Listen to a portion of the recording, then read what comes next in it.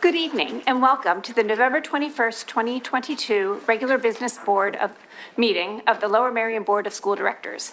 The board believes it is in its best interest and the best interest of the students of the district to hear comments from district residents.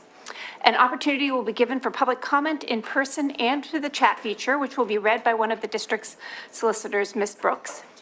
This meeting is being video recorded with sound for public broadcast.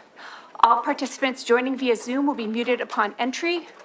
And for those of you that are here, just so that you know, Ms. Jurak is joining us via phone webinar. So she is part of the meeting this evening. The first item on our agenda is the presentation regarding the Montgomery County Planning Commission, the enrollment study presentation. However, we do have a large group of students here this evening, we have a general policy to allow our students to speak first, especially on a school night. So I'm going to open up public comment for students now. If you would like to do that, Ms. LaPera will be organizing that. And I probably should have told Ms. LaPera that we were going to do that prior to starting the meeting. So I apologize for that. We are still doing the 3 minutes for each student, yes? Okay, thank you. Correct. Sam Donaghy, then Clover, then Hannah Lowry, and then Willa Godfrey.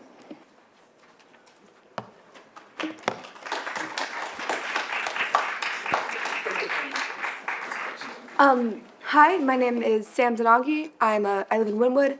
I'm a sophomore at LM. I'm an officer of LM Stage Club, and I want a future. Good evening, Dr. Mameen, Ms. LaPera, distinguished board members. The second of 5 goals laid out in the LMSD strategic plan was student-driven schools. Tonight, LMSD students are happy to step into the driver's seat. We're here asking you to preserve Oakwell Forest, and I want you on our side. Ladies and gentlemen of the board, I'm scared. I'm scared for my future and my community. I'm scared of a beautiful forest that's become so dear to me and to people I care about being torn down in my name. I'm scared, but that's not why we're here. We're here in hope. We have hope that we can make a better future. And together, we've created a proposal that's on all of your desks right now. We call it ACORNS, Action Center for Organizing Resilience and Natural Sustainability Education. It's our plan to take the 13.4 acres of land now used by LMSD and to preserve it, to make it a resource for LMSD students, a place for classes and hands-on learning. Tonight, you'll hear students walk you through the details of this proposal and our aims. To uphold the dignity and indigenous history of the land, integrate Oakwell in groundbreaking curriculum, improve health and well-being, build a shared public space, and inspire other school districts. Our district has a once-in-a-lifetime chance, and we're here to show you what we know is possible. I want to start with a reminder that the land we call Oakwell Forest is the original territory of the Lenni Lenape.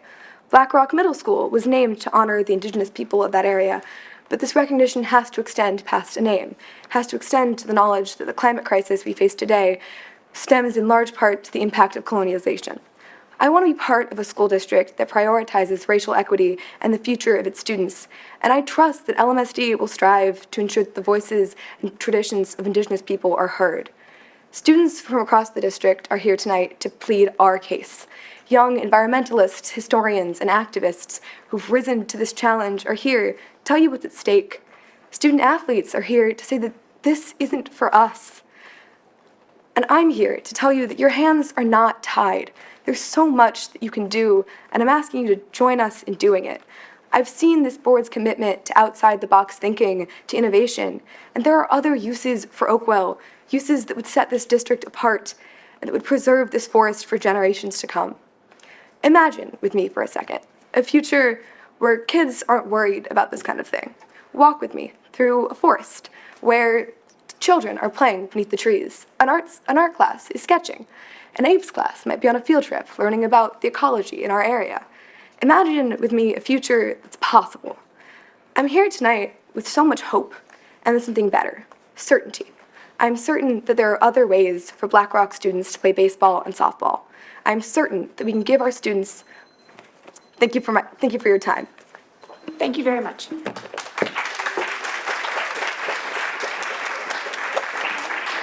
Clover?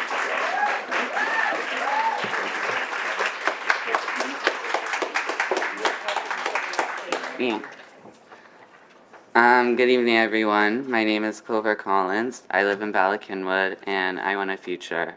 I'm a freshman at Harriton, and I'm here to talk about the historical significance of what our school district now owns, Oakwell.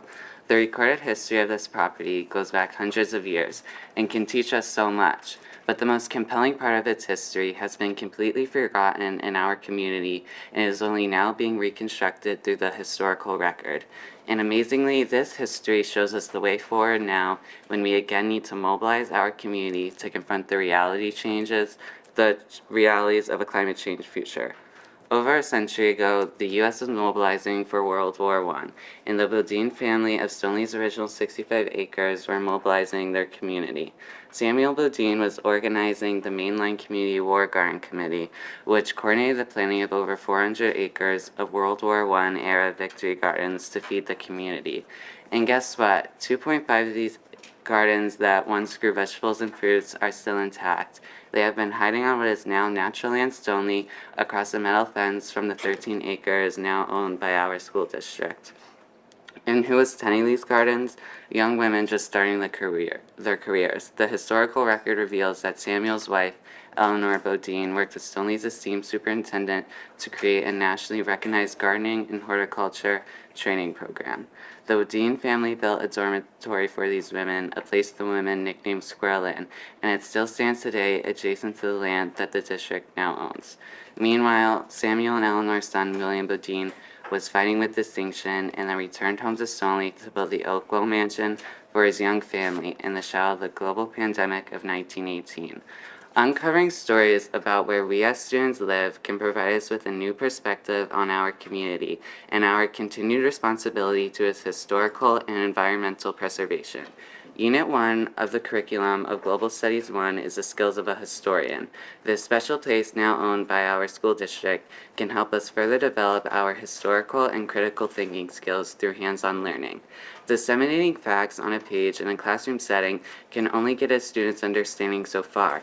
By drawing on our investigative skills in an authentic context, which we can achieve at Oakwell, it can help students have fun while learning and remaining engaged, teaching us useful skills to serve our community now and as adults. I implore you to consider the unseen consequences of losing this local treasure. I implore you as a district to model the values of environmental responsibility, civic engagement, and commitment to ethical practices that you impress upon your students in classrooms every day. Join your students and preserve Oakwell. Thank you. Thank you. Hannah Lowry, Lola Godfrey, and then Willow Melton.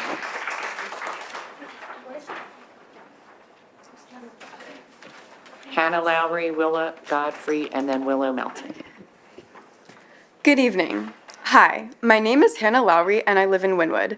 I'm a junior at Lower Merion, a member of the Environmental Club. I want a future. I am here to talk about the ecological value of the biodiversity and ecosystem services on the land that Lmsb now owns. This landscape that fed and supported our community over 100 years ago is still intact. It is a biodiverse landscape that includes a densely wooded area that can be traced back to at least 1887, and trees that may be older than the United States. How do I know this? Because we measured these trees with our own hands and can estimate the age of these trees using the known growth rate of specific species. An analysis of the area by PA Master Naturalist Joe McNeil found that 72% of the 13-acre site is covered by tree canopy and shrubs. 14 tons of carbon are sequestered annually by trees on the site, and 360 tons of carbon are stored in existing trees. He assesses that the site currently includes an incredible amount of mature trees well over 100 years old, with species including white oaks, red oaks, pines, native maples, eastern hemlock, tulip tree, black cherry, bald cypress. There are truly too many to go on. In fact, an arborist identified over 68 total tree species in just a quick walk around the property. Imagine what we could discover with more time. The vast majority of trees on site are healthy from visual inspection and include valuable groupings of what could be called heritage trees. And heritage trees contain valuable genetic diversity that would be protected according to the current LM code. How many other species call these 13 acres homes? How many other types of trees would be removed? how many animals would be left without their natural habitat? I don't have an answer for you, but we could get that answer if you gave us the chance. These acres are home to species such as foxes that need habitat corridors to survive, species that need refuge from paved urban landscapes, or from resident and migrating birds like great horned owls. In addition, there are ephemeral wetlands on these 13 acres because of the saturated soil of this property drains into 2 different watersheds that are the headwaters of several bodies, including Harding's Run and a tributary to Gulf Creek. We care about the biodiversity we share this planet with, and we depend on this biodiversity for our very survival. These 13 acres are a tremendous opportunity for research and learning about how to care for land, protect species and ecosystems, and build a model for regenerative agriculture in a biodiverse landscape. Shouldn't we take the opportunity to learn from Oakwell and all it has to offer? We could potentially share these lessons and invaluable knowledge far beyond our community. Join us and preserve Oakwell. Thank you.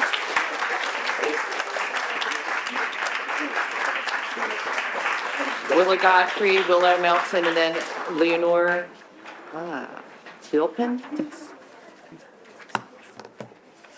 Hi, my name is Willa Godfrey, and I live in Ballackinwood. I'm a junior at Lower Merion High School, and I'm the vice president of Lower Merion's Environmental Club, and I want a future. I'm here with the hope that I can make you all stop and think for a moment about this opportunity that we have in front of us to transform our curriculum and our district and our community. This is beyond just trees. This is about our community. There are 18 schools in the U.S. that have accredited arboretums, and if Lower Merion were to introduce this for themselves, it would put us on the radar and contribute to the prestige of our school district. We could be one of the few schools in the nation that could have an accredited arboretum and acres of community gardens. On the tip of our fingers, we have a place to join the community and educate students on a plethora of topics, such as the sciences, or we could tangibly study the 68 different tree species, or study the abundance of biodiversity in Oakwell's wetlands. Scholars and educators have acknowledged the importance of the creative learning environment. We could hold choir concerts in the Tea House, which has extraordinary acoustics.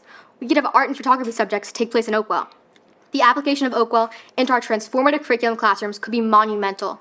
Oakwell's encapsulated history from World War I shows resilience, innovation, and a one-of-a-kind architecture. Why don't we see this history instead of reading about it in class? I have a real interest in history, and in my AP US history course, I would love to learn more about the direct history of where I grew up. Just 4.4 miles from my school, Oakwell lies dormant, with the possibility to stimulate the endlessly curious minds of our students. The moment I became aware of Oakwell, I was transfixed. Just imagine the effect this can have on our schools and our community. Every single person I spend just 10 minutes with talking about Oakwell can see the profound potential it has. In just 10 minutes, someone who knows nothing about Oakwell wholeheartedly can see the beauty of why this opportunity could be so innovative for our curriculum. On the Lower Merion School District's website, and I quote you, Lmsb offers a transformative interdisciplinary curriculum that is student-driven and fosters innovation and positive risk-taking. It transcends standards, is inquiry-based, and connects the classroom to the world. You all claim that our district has transformative curriculum, yet are throwing away this opportunity to actually connect our classrooms to the world. I am emphasizing the student-driven aspect of this. Look around and see that this is what the students want. We want to learn. We are here with the hope that you will see just how much we need you to join our students and preserve Oakwell. Thank you for your time. Thank you.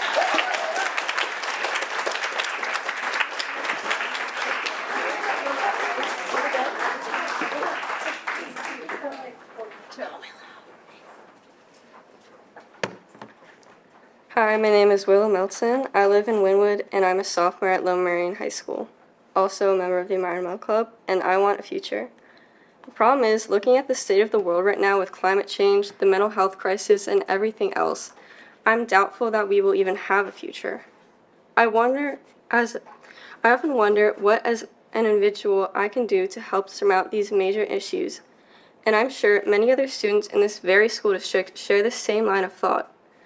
Well, I have an answer to this, and all I need is your go-ahead. Here is my idea.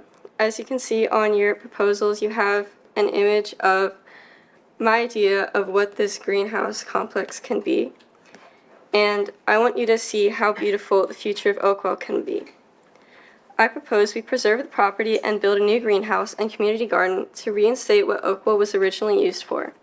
Community gardens contribute so much good to the world. What it would do for our schools is tremendous. It's a fact that being connected with nature is beneficial to mental health, and most people these days are very disconnected to the outdoors. With these gardens, students' well-being would flourish while they learn to be more sustainable and grow healthy food. Fresh produce is also crucial to mental and physical health. 90% of our serotonin receptors are in our gut, meaning if you eat good, you feel good. Our school cafeteria does not do the best job at teaching students the value of healthy food and how good it can taste. If we have these gardens, however, kids will soon learn that and are more likely to enjoy nutritious fruits and vegetables because they themselves grew them. The produce could even be used in the cafeteria or cooked by students for delicious scratch-cooked meals, which would make lunch and learn much more pleasant. The benefits of the gardens and food can not only be reaped by LMSD students, we can reach out to community members and people in need to have them enjoy it too. I could go on and on, the possibilities are endless. All it takes is an open mind, and I urge you to open yours up and join us and preserve Oakwell. Thank you. Leonor Delphin, Miriam Hafkin, sorry, it's hard to understand the handwriting, and then Julia Dubnoff at Bella Hertz. Hello, my name is Leonor Philpin. I live in Ardmore. I'm a member of the Environmental Club, a sophomore at LM. I enjoy music and dance, and I want a future. The destruction of Oakwell will cost taxpayers upwards of $20 million, $13 million to purchase the 2 properties, and $7 million to contractors to convert the forest with over 80 species of trees, powerful history, and beautiful land to athletic fields for middle school sports. The overall cost is an unnecessary expense for an unnecessary cause.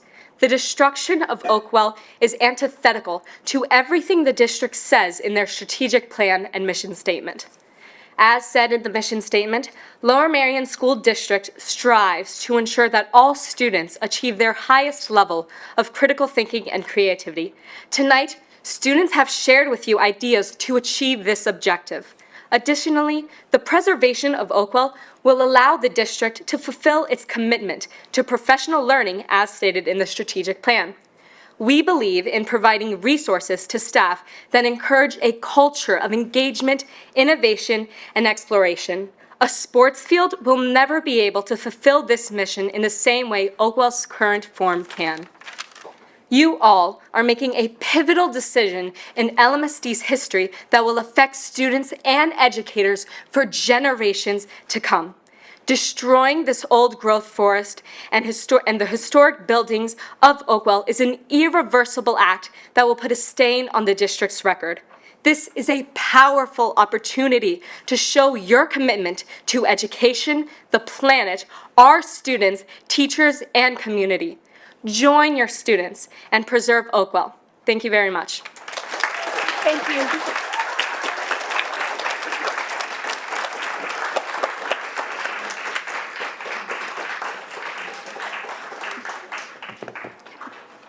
Hello, everybody. My name is Miriam Hafkin, and I'm a junior at Harriton High School.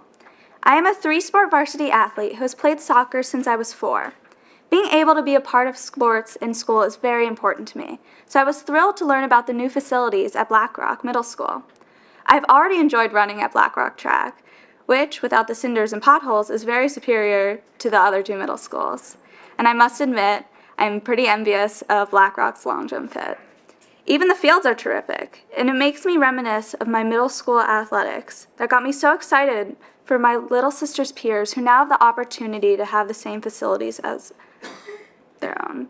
From my understanding, the innovative style of Black Rock is to create a school for the future that implements open classroom designs to increase students' motivation and learning. I was excited when I thought these strategies would be used in sports as well. But my excitement about the district's new facilities was crushed when I learned that instead of using the Black Rock fields to their full extent and being creative about combining teams across the middle schools, as they have done with the football teams, the district thought it would be in their athletes' best interest to spend upwards of $20 million on the fields that are not even within walking distance of the new school. Apart from baseball and softball fields, all other sports seem to be fully accounted for at Black Rock. As a soccer player, I think the fields inside the Black Rock track and the adjacent field are perfectly adequate. As of now, the Harriton Freshball baseball team uses the Gladwin Park for play. That and other existing fields could be shared by Black Rock teams now. It is a fallacy to say that there is a shortage of places to practice in this district. We have the solutions now and have since I was 4 years old. So why don't we start using them? For years, both Welsh Valley and BC football teams have combined to make a varsity and JV team that practices at Welsh Valley. Why can't we implement this tactic across the middle schools for other sports, especially softball? There have been years where each middle school struggled to field a full softball team. If we could implement the combined team approach the football teams are using, we would not only build better athletics across the district, but also create a better foundation for teamwork across all schools. As a community of student athletes, we can and should be innovative, improving the facilities and options we have now instead of waiting for construction that won't help the current student athletes, and also has clear potential to cause damage to the surrounding community and natural world. This shouldn't be an issue of athletics versus the preservation of important natural habitats in our district. We can have the best of both worlds by preserving Oakwell and developing innovative approaches to support our athletes with the current outstanding facilities that we already have. Thank you. Thank you. Julia Dugnoff, Bella Hertz, Pauline Vogel, and then Julia Arity.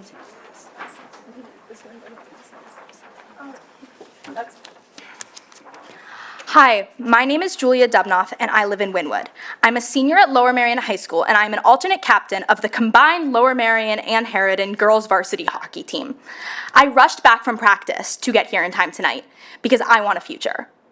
I believe wholeheartedly in the benefits of athletics. Beyond just getting exercise, sports has been a place for me to make close friendships, learn to work hard, and discover how to be a leader.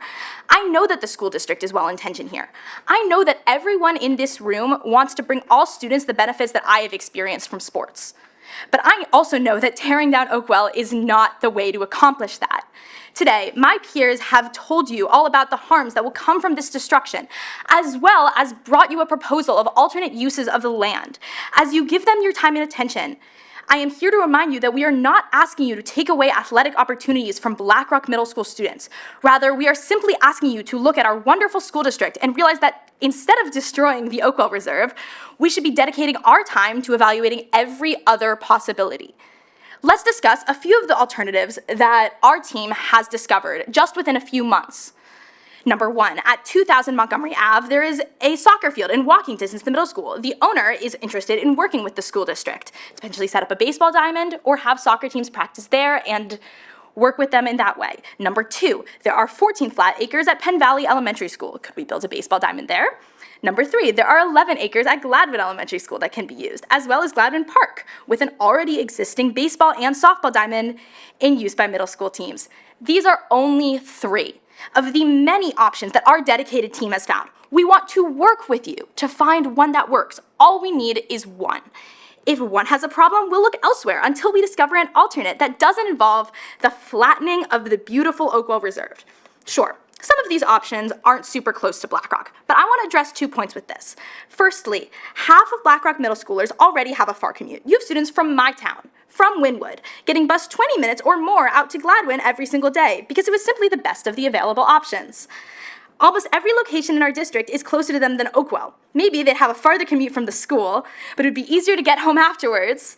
Secondly, commuting to sports is not as big of a deal as it seems, even for the Gladwin students who would have to get bused back afterwards. Let's get back to me for a second. I play ice hockey. Every practice, my team goes all the way out to Springfield, playing at a rink 30 minutes from LM, 40 minutes from Harridan. The boys' team practices in Westchester. This isn't a big deal because we love our sport and we are willing to do what it takes. We're not asking you to bus these students to Chester County. We're asking you to bus them to many of the facilities already existing or almost existing within our school district. All we need is one solution, and all we need is from you guys is a little bit of time, a little bit of patience, and a little bit of willingness to listen to the student body and follow what we are asking you to do. Thank you. Thank you. Bella Hertz, Pauline Vogel, Juliet Arity, and then Noah Forer.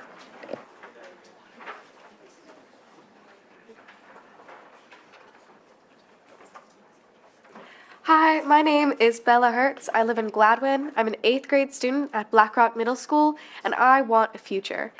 A couple of high schoolers reached out to me just a few days ago and asked me if I knew anything about Oakwell.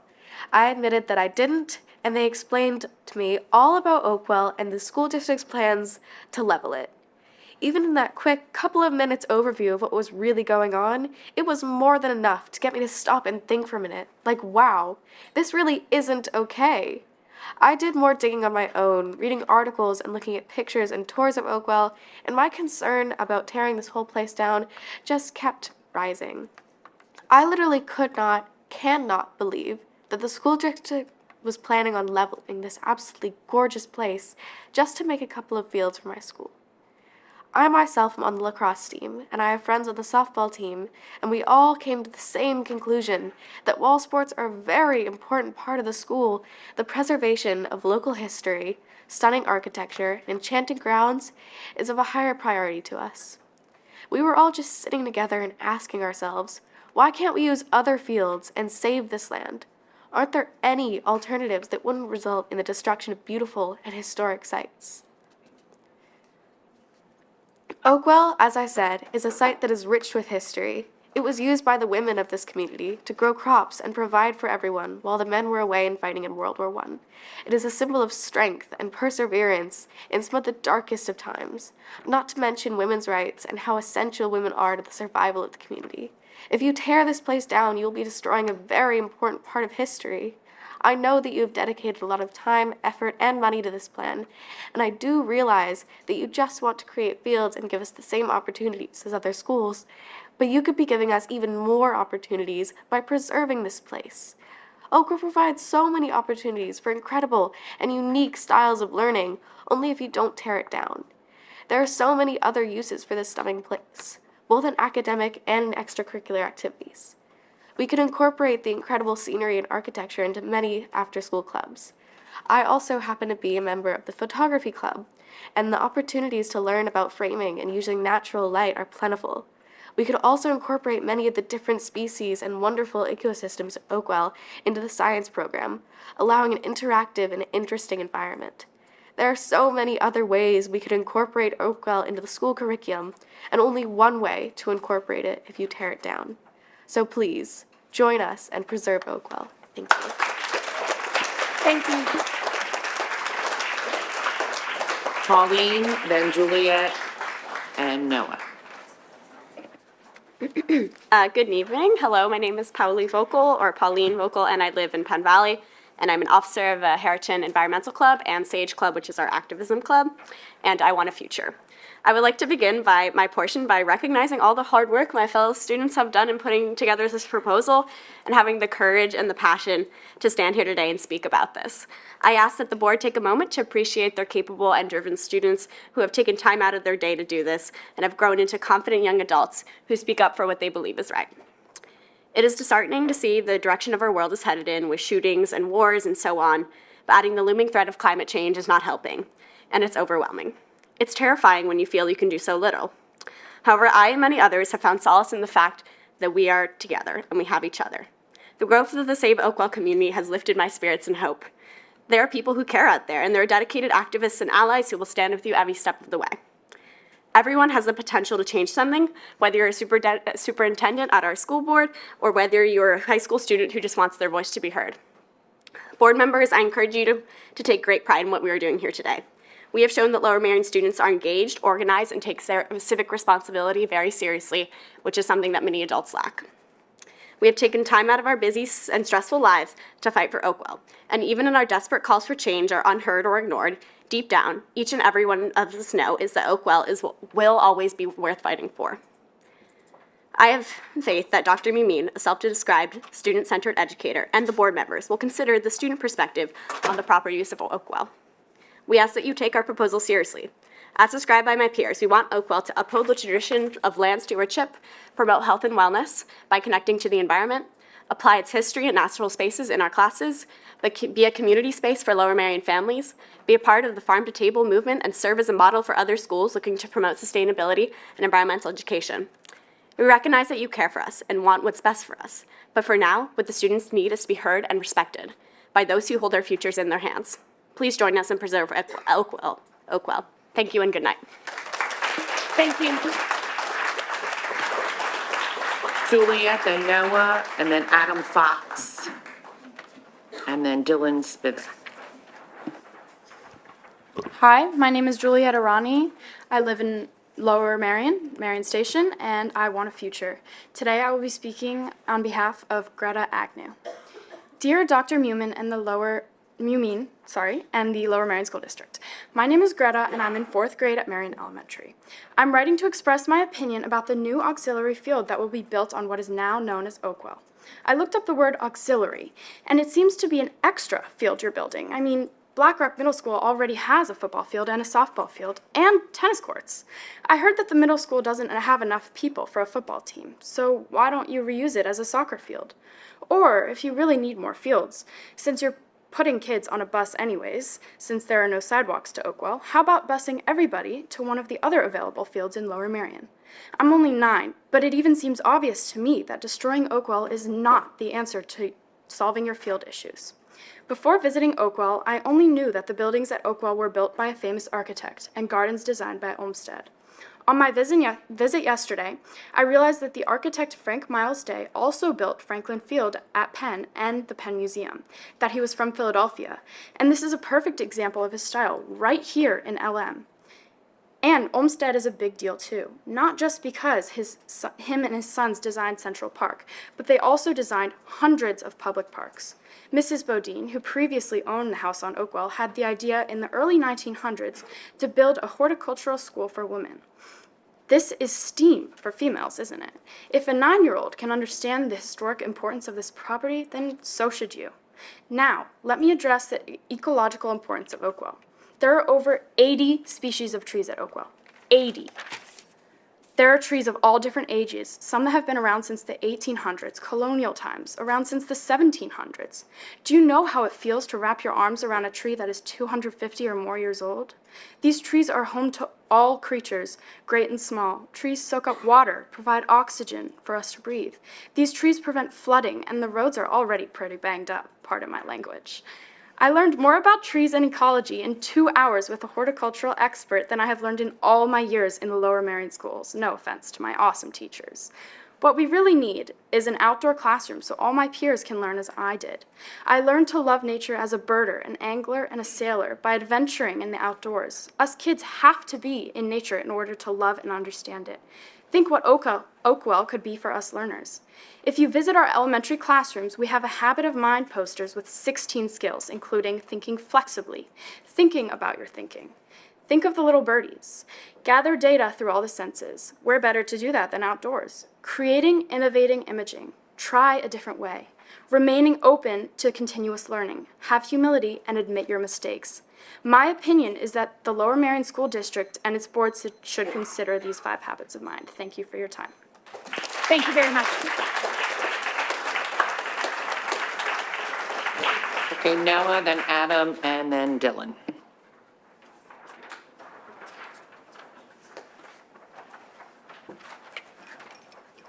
Hi, my name is Noah Forer. I'm a senior at Lower Marion High School, the president of the Environmental Club, and I would like to have a future. But before I begin my speech, I would like to finish Greta's speech because she is a 4th grader that wrote this speech that I personally think is, I'll keep it clean, but very powerful, and I think that her voice should still have a say. Try a different way, remaining to open, continuous learning. Having humility, admit our mistakes. My opinion is that the Lmsb and its board should consider these 5 habits of mind. I may not be able to stand up for the school board meeting or stand up at a podium to address you, or even spell podium right on my first try. But I think I have a point. I sure do hope you listen to me. Sincerely, Greta, does anyone know how to pronounce her last name? Greta Agnew. Thank you. A month ago, at this very podium, at this very board meeting, I came up to this very podium to speak about this very important issue. But today, I am not standing alone. Today, I am standing with a room full of students that have my back and have Oakwell's back. As Dr. Mumin said in his book, which from what I've read so far is amazing, the challenge going forward is in remaining steadfast in demanding sustainable change and making sure school leaders prepare and form coalitions which support the students in their effort to demand change. Page 135. He then says, we must see them as the golden opportunities to promote educational success in the classroom and beyond. Also, page 35. The proposal that we have spent the past month going into Oakwell to create, I have spent hours on the phone call with Polly and many other peers till 1 a.m. proposing, that is currently sitting in front of you, is the Golden Gate opportunity. I don't know each of you personally, which I hope will change in the near future, but I know that each and every single one of you is sitting at this table today because you care about the students, you care about education, and you care about this community. If you didn't, you would not be sitting here. So I know you will make the right decision for the benefit of all of us. I would now like to read our demands of action going forward in the ACES proposal. We respectfully request that the Lower Merion School Board will, number 1, read the Acorns proposal and discuss it with your colleagues. 2, meet with the students, us, the representatives, which are listed at the bottom, below to discuss the Acorns proposal. Questions are welcome if you need clarification. 3, create a committee to assess the Acorns proposal and its implementation.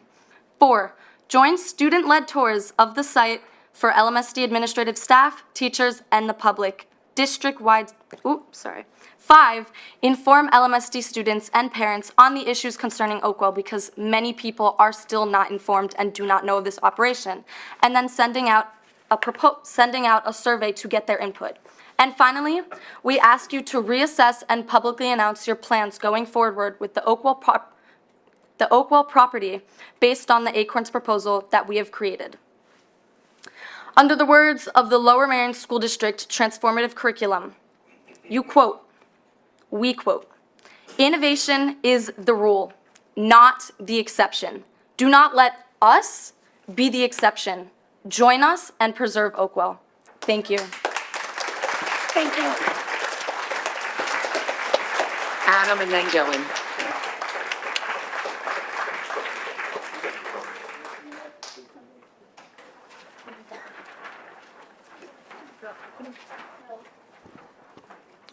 Hello, my name is Adam Fox.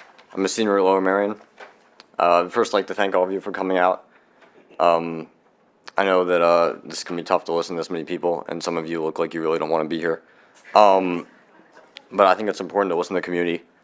I am going to be talking about school start time, and while I'm a senior, and it may be too late for me, hopefully it's not too late for some of these other people. First of all, I'd like to start with the American education system is broken. Students learn information that is often not useful in their daily lives, and I understand that the district is not in control of that, and there are many state and national laws that prevent the district from changing their curriculum. So this is an issue that you cannot tackle alone, but an issue that you can tackle alone is the school start time, healthy start times for high school. I was at an Ask the Superintendent where Dr. Mumine said that the district is a family, in which case the students would be the children. And I ask you to think about how you would feel if your own children were being put through something where they were not able to perform at the level that you know they could, reach their full potential because of circumstances outside their control. I would encourage all of you to think about everything that has been said today and has been said at previous meetings. I know I've been informed that you all support this issue. I don't question that. It's just a matter of getting things done.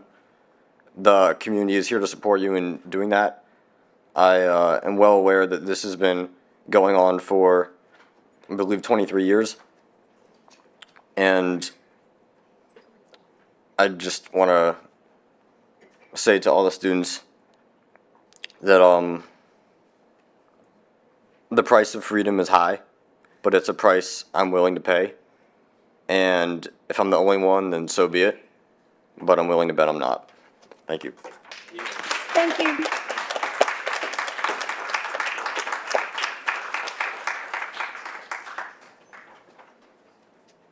I'm sorry, Dylan?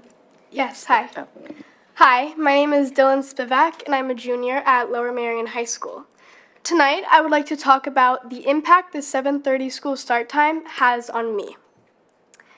Every morning at 7:30, I am physically in school due to the failure of our administration to implement healthy school start times. But at this time, it is impossible for me to mentally be at school because the teenage brain has not yet woken up. This doesn't just affect my first 3 morning classes, but all 3 of my afternoon classes. I spend my 3 morning classes putting all of my energy into trying to keep my head from hitting the desk, and my 3 afternoon classes facing the aftermath of sleep deprivation. And I know I do not have to go into much detail over the scientific facts of this situation because the administration is well aware and has been aware for many years that students suffer through unhealthy start times every single day. And I will add that tomorrow morning my alarm will go off at 5 a.m. because I have sacrificed precious hours of homework time to attend this meeting because I know how important it is for us to change healthy school start times and how it is a necessity. So to conclude my little speech, I beg the administration to stop holding the mental and physical health of our students hostage and to implement healthy school start times. Thank you. Thank you. That's it for the students that signed in. Thank you all. I just want to, on behalf of the board, want to thank all of the students who came out tonight to speak. Your passion and your courage is impressive. I know that at your age, I would not have had the self-confidence to get up and speak. So I really appreciate your coming out this evening.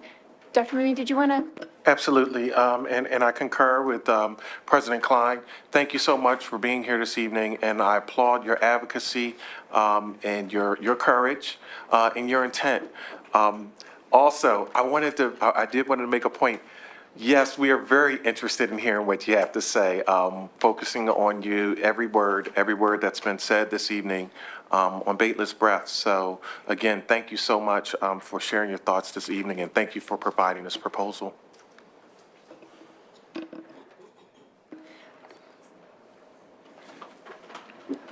Thank you.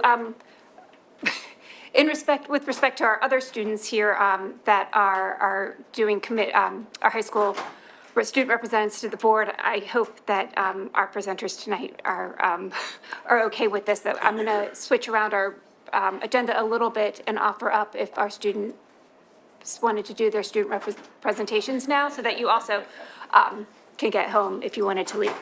So Ms. Wu from Lower Merion High School. Hi, good evening, everyone. I hope everyone is having a nice November. It's certainly been a busy month for all of us. Earlier this month, class officers hosted our homecoming event, and following that, Student Council hosted a lively spirit week for Radnor Week. Although we did not win the football game, we did see a lot of spirit from the student body. With that being said, Student Council is hosting Maroon Madness on Wednesday, November 30th. All profits from the event will be donated to Mamba and the Mambosita Foundation. Other than that, our STEM extracurriculars have also been extremely active. Just this weekend, our Science Olympiad competed in a tournament at Cornell University and placed top 10 in many events. Along with Science Olympiad, our robotics team, Dogma, also recently took home top honors at the Ramp Riot competition, making it their 4th championship since 2017. The Computer Science Club recently competed in a competition at Widener University.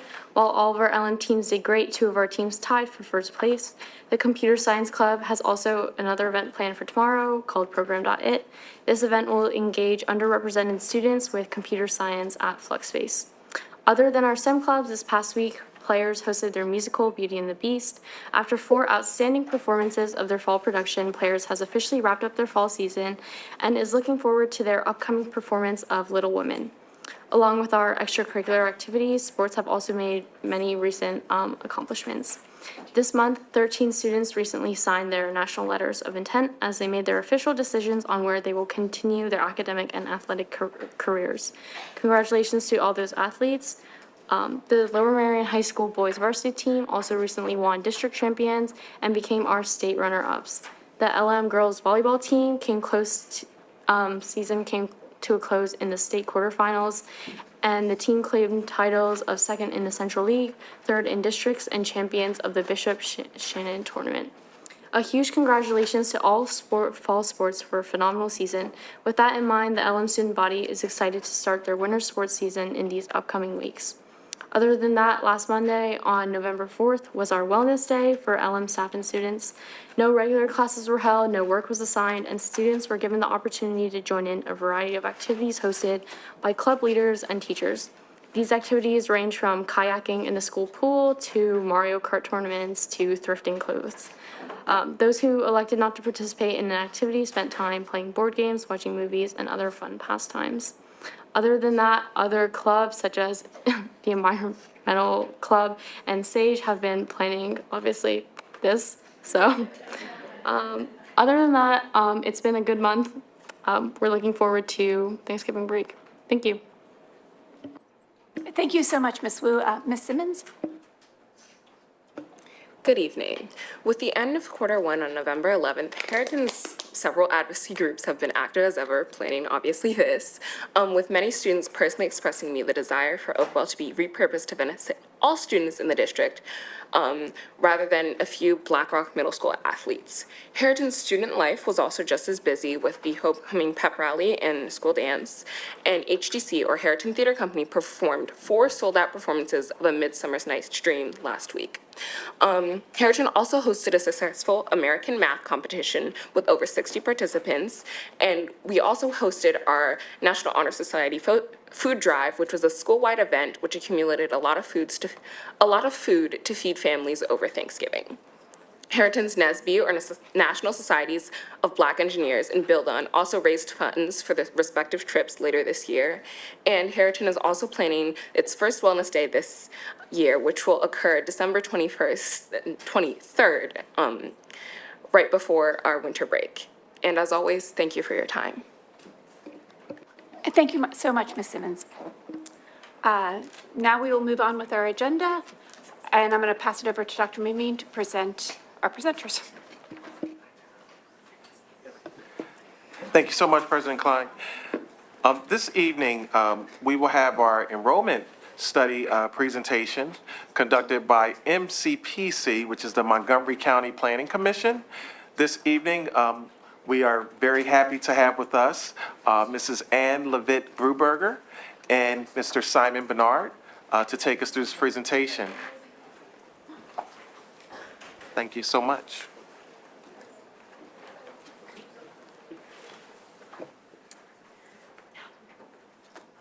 Thank you so much for having us tonight. Again, I'm Ann Levitt Bruberger. I'm the section manager of county planning at the Montgomery County Planning Commission.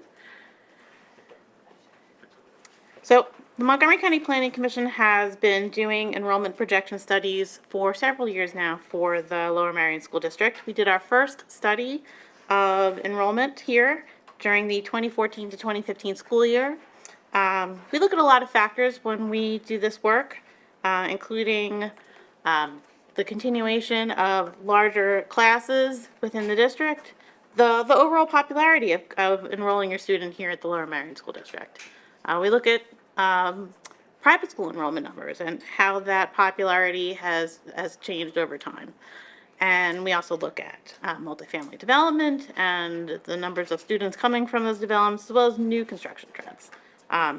You can see here on the screen a chart showing the change in our enrollment projection over time. These are the 10-year numbers that we're showing going out from our historical studies here for the district.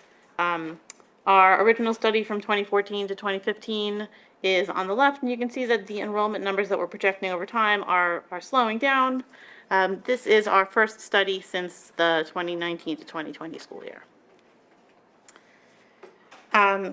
The district enrollment by grade levels is here on the screen. The last 10 years show a period of growth. There's been a big jump in enrollment in the district. There's been a lot of construction that's taken place across the district. The enrollment number did come down slightly during the pandemic, mostly at the elementary and middle school levels. The enrollment in the district in the 2012 to 2013 school year, so 10 years ago, was at 7,682 students. The enrollment peaked here in the district at 8,800 students. This year, the district has 8,531 students. Private school enrollment has shifted over time.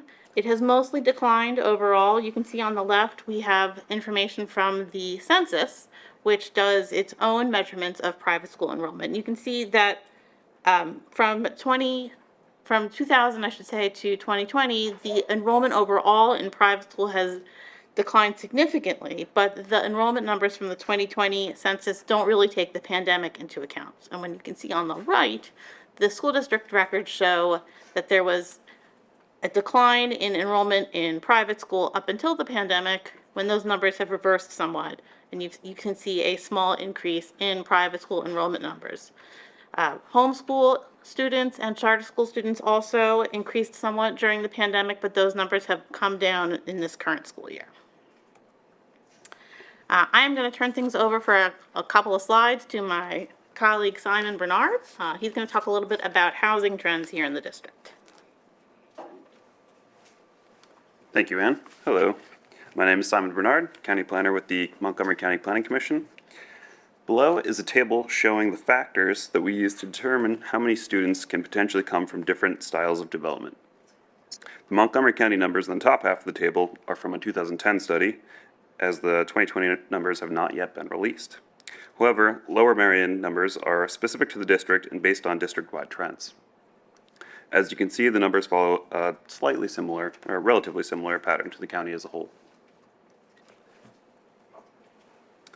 We analyzed student roster data from the last 6 years and matched student addresses with current multifamily developments within the school district to see how many enrolled students were coming from these developments.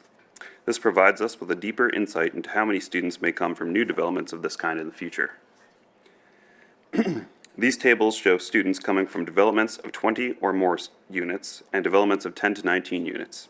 Over the last 6 years, you can see that the number of students per unit has remained relatively similar, with a decrease in the overall rate, while the number of total units has increased significantly in developments of 20+ units. In multifamily developments of 10 to 19 units, the number of units has stayed the same since 2010, while the number of students coming from these developments has increased. While there has been an increase in students coming from new larger multifamily developments, our data suggests that families prefer smaller multifamily developments. This is a table showing the number of students coming in and out of the district due to housing sales since 2013. With the exception of 2015, each year has resulted in a net gain of public school students due to housing sales. The data is a comparison of units sold and student roster data. The addresses of each are cross-referenced to show who was in a house the year before sold and the year after, showing us migration in and migration out. Here you can see a bar graph showing the kind of housing units built within the district over the last 10 years. This helps us to calculate a trend to input into the model to adjust for the expected impacts on the school district enrollment projection from housing development. Multifamily units continue to be the largest part of the construction market in the district, with approximately 303 new units having been built over the last 4 years. An additional around approximately 2,000 multifamily units are expected to be built over the next 5 years. This is a map showing the housing units built by type since 2017. You can see clusters of multifamily developments in the Kinwood area, clusters of single-family detached developments in Gladwin, and some clusters of single-family attached and detached within Penn Valley. The table shows the number of units built per elementary school catchment area, and as you can see, the largest numbers of development are within the Kinwood and Penn Valley catchment areas. This map displays a callout showing where proposed developments are located around the district. Those callouts in green are more likely to happen and are further along the review process than the callouts in yellow. The callouts in yellow are not yet approved and less likely to happen within the next 5 years or more. This chart shows the approved proposals from the map on the previous slide, organized by elementary school catchment area, and an estimated timeline of when units will be considered online. The chart also shows the number of possible students that could come from each development based on the number of units. At the bottom of the slide is a table that details the number of possible students that could be gained from these developments. As you can see, there would be a gain of approximately 182 students, but since these students are already added via the trend development, the net gain of students over the next 5 years due to new developments is only 49.65, or less than 10 new students per year. And with that, I'll hand it back over to Anne. Thanks, Simon. So I'm going to go through the cohort progression models that we developed for the district going forward for the next 10 years. This chart that's here on the screen shows the year-to-year change in enrollment by grade level. We used an average of, I guess I would say, the last 4 years of steady, predictable enrollment here at the district. We thought that using the 4-year average from the 2016 to 2019 school years was a better predictor for what we would see going forward with the district. The years of enrollment during the pandemic are somewhat unpredictable as far as enrollment goes. So, assuming half-day kindergarten going forward, district-wide, we have come up with the following numbers for enrollment going forward, with a net increase in students across all grades of 183 students, and a total enrollment in the 2032 to 2033 school year of 8,714 students. These are the results by school level. You can see that we're predicting a small decline in enrollment at the high school level, but small numbers of growth in the elementary school and middle school levels. And when we look at those numbers by elementary school, the numbers in red on the screen are the years of peak enrollment at the various elementary schools. We're seeing peaks at different times in these schools, but ultimately we're predicting a small amount of growth at Gladwin, Marion, and Penn Valley elementary schools, and a mostly steady enrollment number, if not a small decline, at Belmont Hills, Inwood, and Penwyn elementaries. At the middle and high school level, we are seeing some small numbers of growth at all of the middle schools, and again, a small decline at the high school level, primarily at Lower Marion High School. Which brings us to our full-day kindergarten model. This is something that we were asked to include in our enrollment report for the first time. This is something that is being considered by the school district. So what we've done is we have looked at some area school districts that have recently gone to full-day kindergarten from having half-day kindergarten. Radnor is the district that has done it, I guess, longest ago, but it also is the school district that we think may be most like Lower Marion School District demographically. North Penn, Great Valley, and Upper Marion School Districts have also gone to full-day kindergarten in the last couple of years. So what we've done is looked at the change in enrollment in kindergarten prior to implementing full-day kindergarten and then after implementing full-day kindergarten to come up with a % change in kindergarten enrollment. And from that, we look at the progression rate change. So the progression rate was that chart that we looked at just before where the numbers were hovering around 1, either slightly below or slightly above, to look at how the enrollment progression rates changed from, again, before full-day implementation and after full-day implementation, because we can assume that more students enrolling in kindergarten means a smaller group of students entering first grade in the school district for the first time. That you're shifting that enrollment change over to kindergarten instead. So with those numbers, we've come up with 2 different models. We are looking at the Model A and Model B. Model A takes that increase in enrollment and uses it across the board. And the Model B is a slightly smaller increase by looking at the increase in enrollment but only using it with the class size that would have been half-day kindergarten, if that makes sense. We subtracted out the increase in enrollment in kindergarten that you're getting because of full day and just taking the increase and using it up against what was half-day. So with Model A, a full-day kindergarten class, using the larger enrollment increase, that brings you to an increase in the district of 807 students. I know that those numbers are very small, but this information is available online at your board docs website for people to look at later. Model B, with a slightly smaller increase, comes to a total of 497 students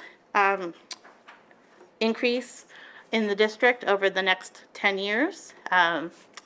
Both of these numbers are greater than the base projection change that we talked about being from just half-day kindergarten to 11. So in conclusion, we do think that growth will continue overall in the district with some growth in the elementary and middle school levels. I think that multifamily development, both the existing development that you already have and the new units that are proposed here in the district are going to continue to attract people to move here and enroll students in the school system here. The projections based on half-day kindergarten will mean that the district will grow by about another 183 students over the next 10 years, with a small decrease at the high school level and some growth at the elementary and middle school levels. And full-day kindergarten will presumably grow the district even further by somewhere between 497 and 807 students over the next 10 years. I'm happy to answer any questions you might have on this work.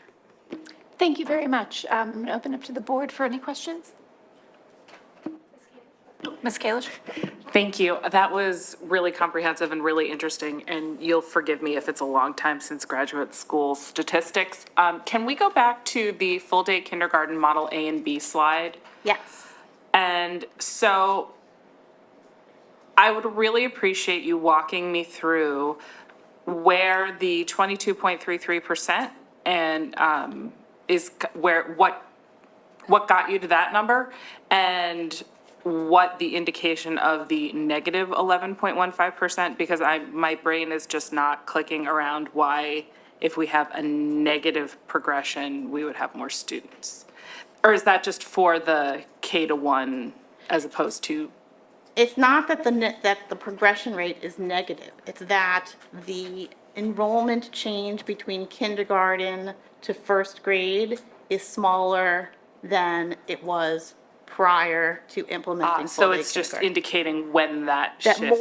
more I students see. are enrolling in kindergarten instead of enrolling for the first time in the first grade. Okay.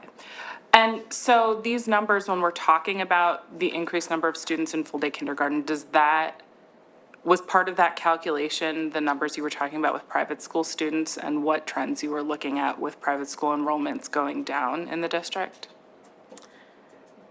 I do think that you will see some shift back from private school as time passes, but that is not taken into account explicitly in these full-day kindergarten models. Because you don't think that it'll make such a big difference in the final calculation, or? Well, there are already students enrolling in kindergarten or first grade who are coming from private schools, but I think it's impossible for us to really pinpoint those actual numbers. Of course, and I appreciate that. I was appreciating your perspective and trying to see where you were coming from. Sure. So thank you so much. Ms. Schaffmeister? Hi, I wanted to follow up just on what Sheila was saying. In 2008, when we had the downturn in the economy, we saw a bump coming from private schools, and I wondered if you know of what typical trends are, because they're now talking about recession, inflation, and we have a possibility, of turn down in the economy. Is there any kind of numbers out there for like how that potentially could affect us from the private school numbers? I will be honest, I have not seen updated numbers on how that might affect enrollment overall, but I think that you can make an educated assumption that people's finances play into where they enroll their children in school.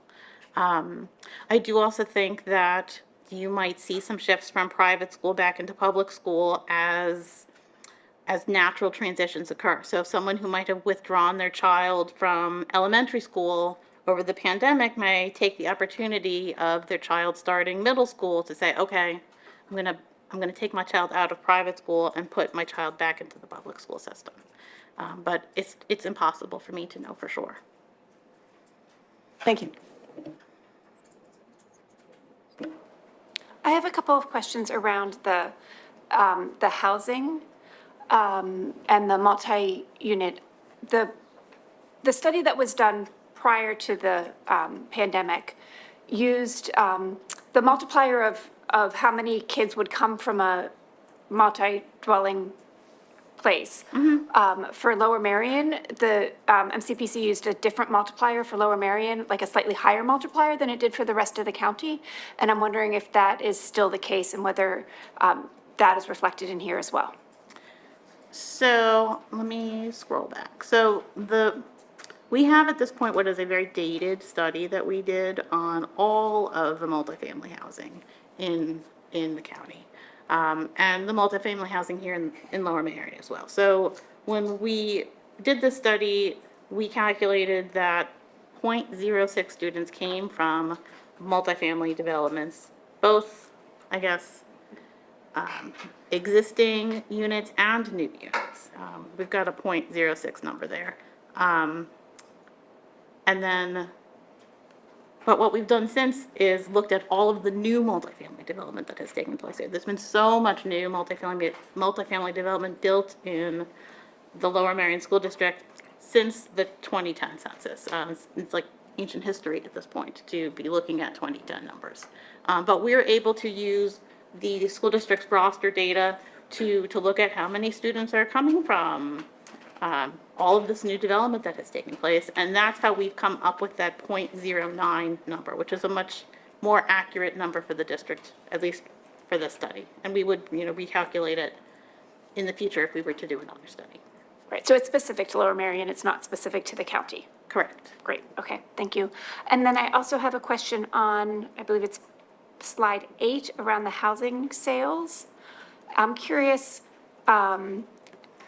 it lists incoming students at address versus outgoing students. Is that like outgoing students at the time of that sale? So if, a family had a 10th grader, that 10th grader would be counted. But what about families where the students graduated, they're now 4 years out, they've graduated college, and now the parents are moving to an apartment or they're moving to the city? Does that account for that? Or this is just specific to those were the kids that were living in that house at that time? And does it maybe it doesn't matter, I'm just. You want to answer this? Okay. So for the going out, it is the students that were in that house the year it was sold, and the same for coming in. So when it's the address for the 10th day enrollment, when that student was living there for the year that the house was sold that year. So they're calculated at the year prior. So is the assumption, so it's not catching the students that lived there, that graduated from high school already, that were students in the district, but it's also not catching the students that are yet to be born, right? Because, you have a young family that moves in, they have one kid, but they're eventually going to have 3, so it's not catching them. So do those essentially even each other out, or is that just, this is a point in time and we're just looking at a point in time? It would only calculate what students are in your roster. So it's just a point. it will calculate seniors, but it will not calculate births. It'll calculate anything K and up. Right, okay. Thank you. And just to confirm, the full report will be in board docs, is that correct, Denise? Yes, they are in there now. Oh, there, okay. Thanks.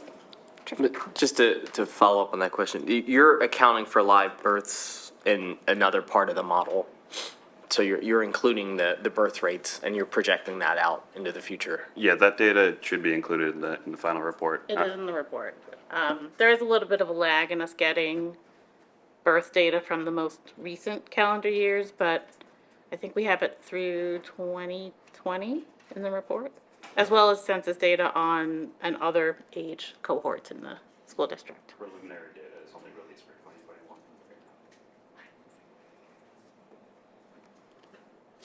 I have another follow-up question. I think it's a little bit more for the administration than for you. But now that we have this information, is the next step to then overlay this with building capacity? And can you speak to that a little bit? Yes, President Klein, you're spot on. The next part of this is for us to analyze this study and to map it onto our building capacity in preparation for full-day kindergarten. So currently, can you talk about the process real quick, Alexis?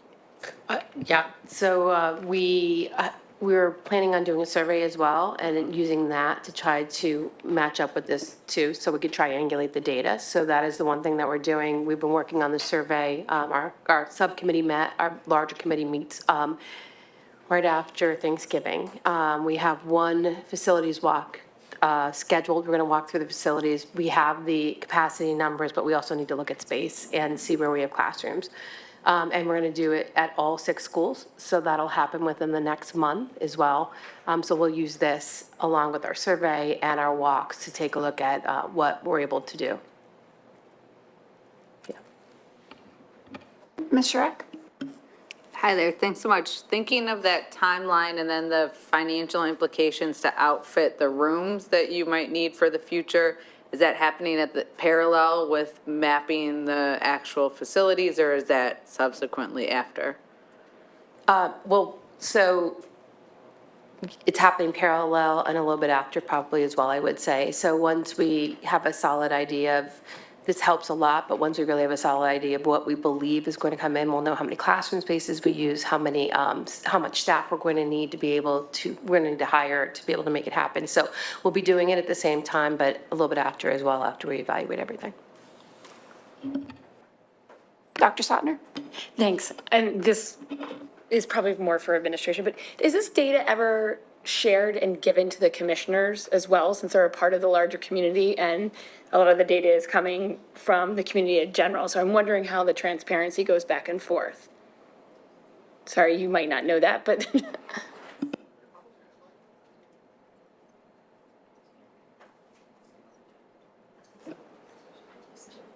Mr. Lowe, do you have any knowledge of that transparency? I couldn't see. sorry, sorry, didn't mean to throw it there. Predates me. So at a staff to staff, Jim Lill, Director of Operations, I'm the voice from away from the camera. So at a staff to staff level, I have shared with the Building and Planning Department specifically the data on developments, proposed developments, multifamily developments, and the actual numbers, both MCPCs as long as other demographers who have done reports for us in the past. And typically, traditionally, what would happen is this information would be presented to the school board, and then it can certainly be shared. But this would be this is where we are at the point in the process. I can say that in the previous one that it was shared with the commissioners, and I know in my civic association there were conversations with the commissioner and the civic association talking about it. We happen to live in an area that has a lot of development going on right now, so it does filter that way. Great.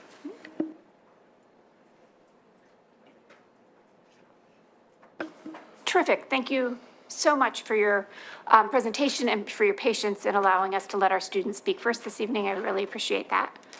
No, I will say they're a hard act to follow. They always are. Oh, okay. Thank you. Thank you so much. So next we will move on to the remainder of our committee meeting reports. Since our students already went and are probably doing their homework at the moment, we'll move on to the November 2nd Curriculum Committee meeting report from Mr. Maury.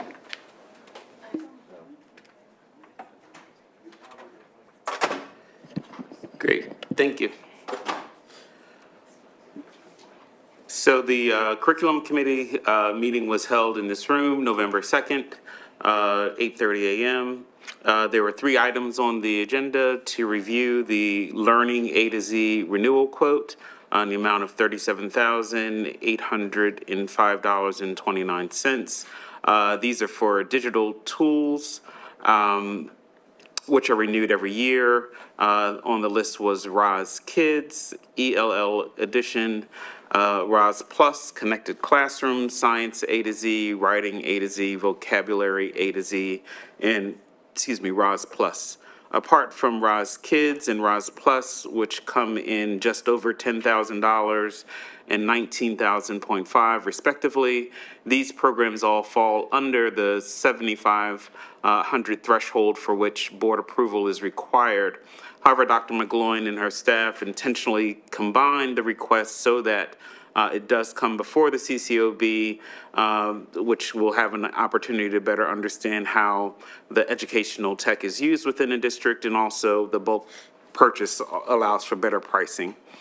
The master list of tech tools used within the district and how they're applied was requested. Then Dr. Dory Martin Petone made a presentation on the English Language Development Program. During that presentation, it was noted that there are 102 languages spoken across the district, with the top 5 including Mandarin, Spanish, Hebrew, French, and Russian. It was noted that the highest number of level 1 learners are at the elementary school level, Kenwood, Marion, Penn Valley, Penn Wynne, and then Lower Marion High School. The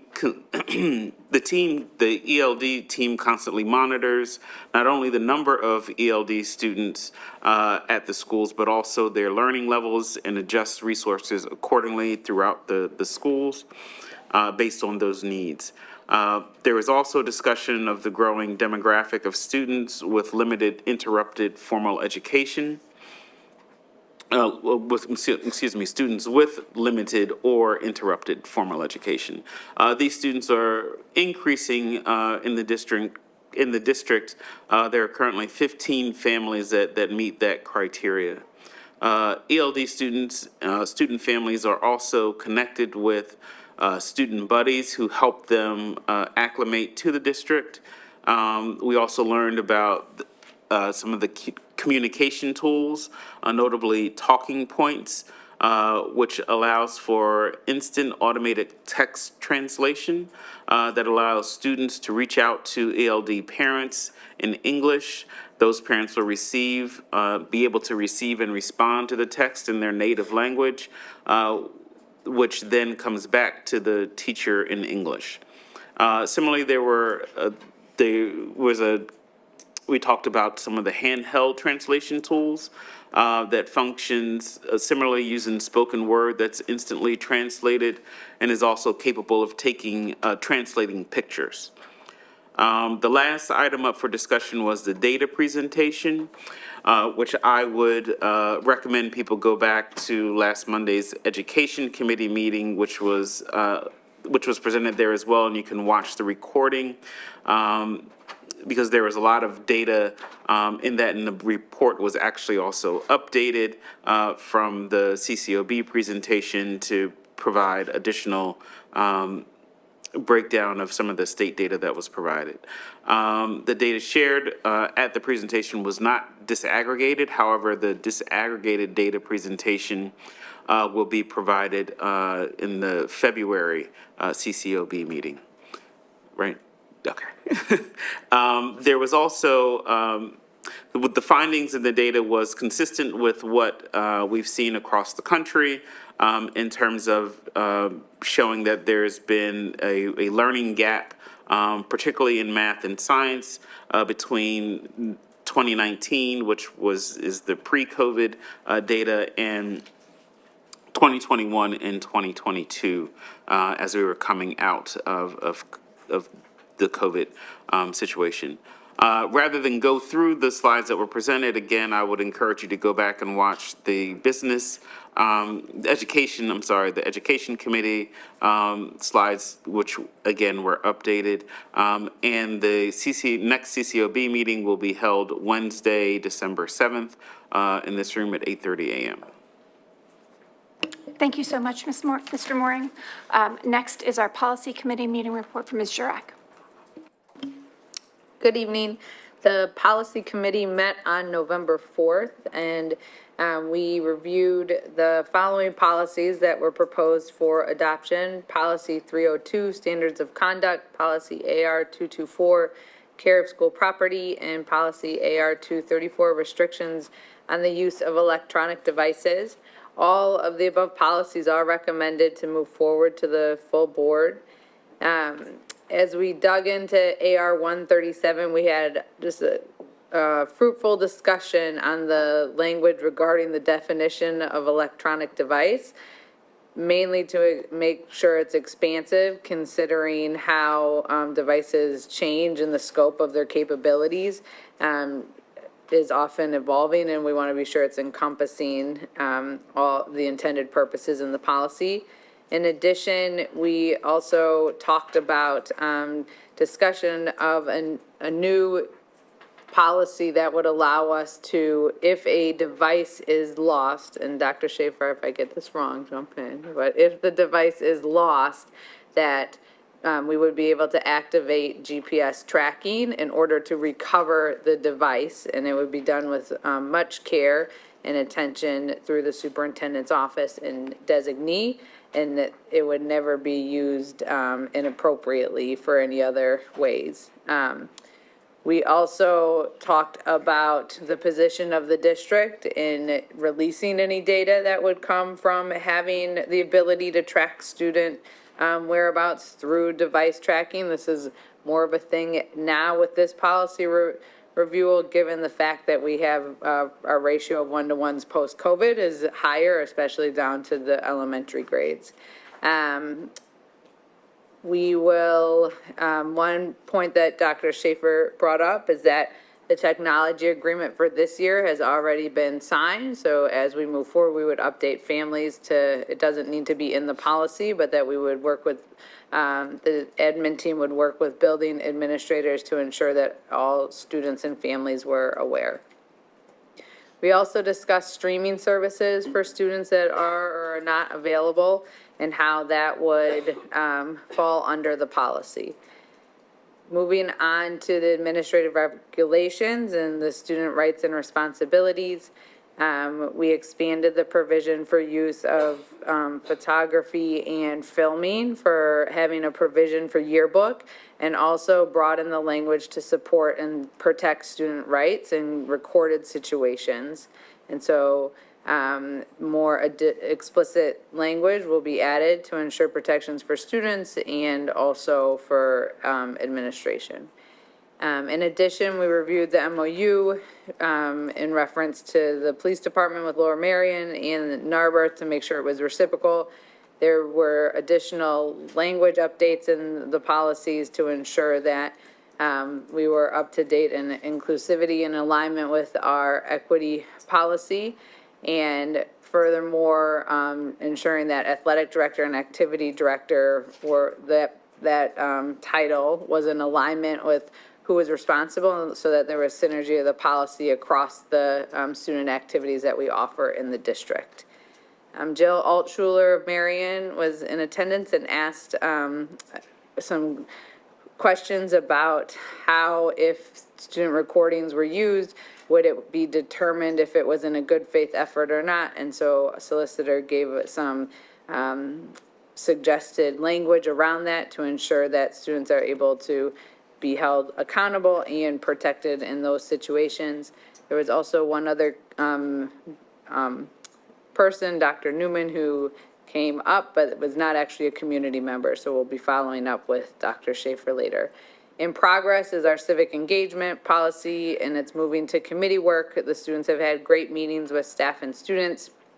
They've been very busy, and we'll continue to move that forward. And then the student wellness policy has been referred to the committee. They met for the first time 2 weeks ago and are beginning to talk about that process to identify a smaller group of volunteers to update that policy to bring to the board. Our next meeting is December 9th. Thank you very much, Ms. Schrock. And- President Klein? Yes. I just want to add that Whistler did review the policies, particularly with respect to the GPS tracking, 135. Thank you. And then the next and final meeting report is the November 17th Facilities and Purchasing Report. Thank you. This is a report of the November 17th, 2022 Facilities and Purchasing Committee meeting.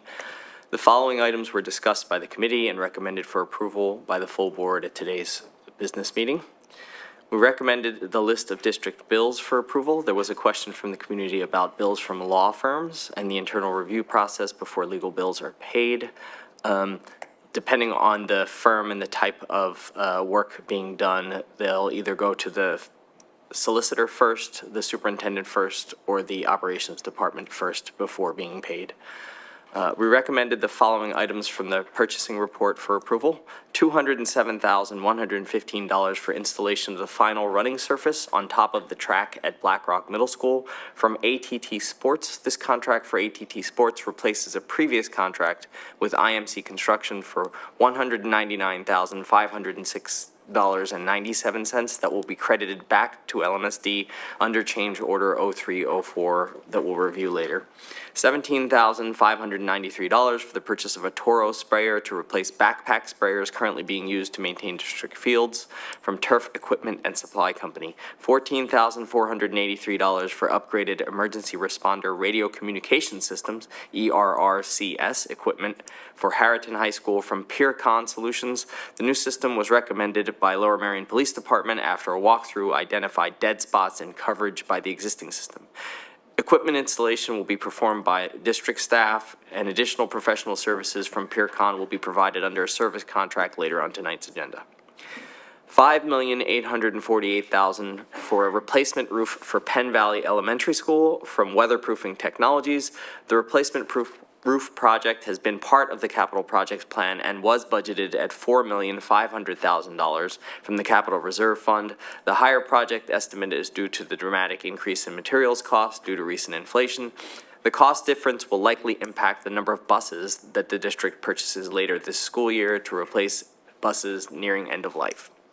$85,700 for a replacement chiller for the HVAC system at Gladwin Elementary School from Clipper Pipe and Service. $47,635 for replacement acoustical shells for Welsh Valley Middle School from Wenger Corporation. Acoustical shells help direct sound for school stage performances. $18,400 for a two-way radio system for school administrators at Penwell Elementary from Town Communication. We recommended the following district contracts for approval. New contracts with the following: IIRP for 3 days of on-site Train the Trainer training for restorative practices for 20 school district staff members in February 2023 for $26,380. After this staff training, the goal is to have the rest of the district staff trained on restorative practices within 2 to 3 years. PeerCon Solutions for system design, startup, and post-installation testing of the new ERRCS system at Harriton High School for $21,492. K&S Towing to provide towing services for illegally parked cars on district property. Towing costs will be paid by vehicle owners with no costs to LMSD or no fees paid by LMSD. The committee asked what fees will be charged to vehicle owners. Towing fees are regulated by Lower Merion Township. Renewals with the following: Learning A to C for leveled instructional texts to supplement the core curriculum for diverse learners for $37,805.29. E+ for a subscription to Barracuda Message Archiver for $18,750. The Message Archiver allows the district to create a searchable email archive for 7 years or longer. Presidio Network Solutions for Cisco SmartNet license and support renewal for $135,728.32. Excuse me.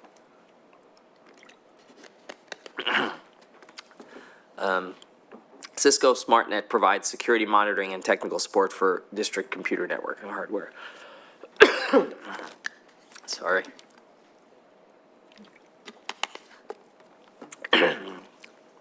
Presidio Network Solutions for Cisco Flex 3.0 license and support renewal for $81,758.40. Flex 3.0 provides security monitoring and technical support for district telephone and voicemail systems. Optiv for information security readiness training for district leadership for $15,824. The training will help codify district tactical response to ensure services in the event of ransomware attack at Lmsb or a service vendor. Work orders with the following: E+ for a replacement battery for the uninterruptible power supply that powers the district network in the event of a power outage before the backup generator turns on for $18,348. Gilbert Architects for design modifications to the isolation room in the nurses suite at Black Rock Middle School to provide better functionality and privacy for a not-to-exceed amount of $12,000. Chester Valley Engineers for development of conceptual layouts at Arnold Field related to ongoing due diligence of the Arnold Field Lights project for a not-to-exceed amount of $30,000. Excuse me. We recommended the following change orders for Black Rock Middle School approval. 6 change orders for IMC construction, a credit of $199,506.97 for installation of the final running track surface to be completed by ATT Sport. A credit of $1,281.30 for a reduction in exterior signage. $14,835.29 for additional framing required for vestibule doors. $856.03 for a change needed to storm pipe casing. $656.65 for additional panels and millwork for wardrobes. $8,518.72 for additional roof ladders in the mechanical room. JBM Mechanical for $17,708 for exhaust fan control and balancing modifications. 3 change orders for Borough Construction, $1,137.21 to reinstall lights in a main level vegetable. $1,249.70 for changes in the kitchen serving line and floor box. $12,036.49 for pendant speaker changes. We received an update on the construction of the new middle school. The school is open and work continues on construction closeout and punch list items. 2 of the more important ones affecting school operations are the flooring and bleachers in the main gym, expected to be completed December 19th, and final servicing of the running track, which will occur in the summer after the school year ends. There are $78,644 in forecasted future change orders. There are $1,989,441 in claims made by contractors and $450,000 in claims made by the district, which will be both resolved through a dispute resolution process.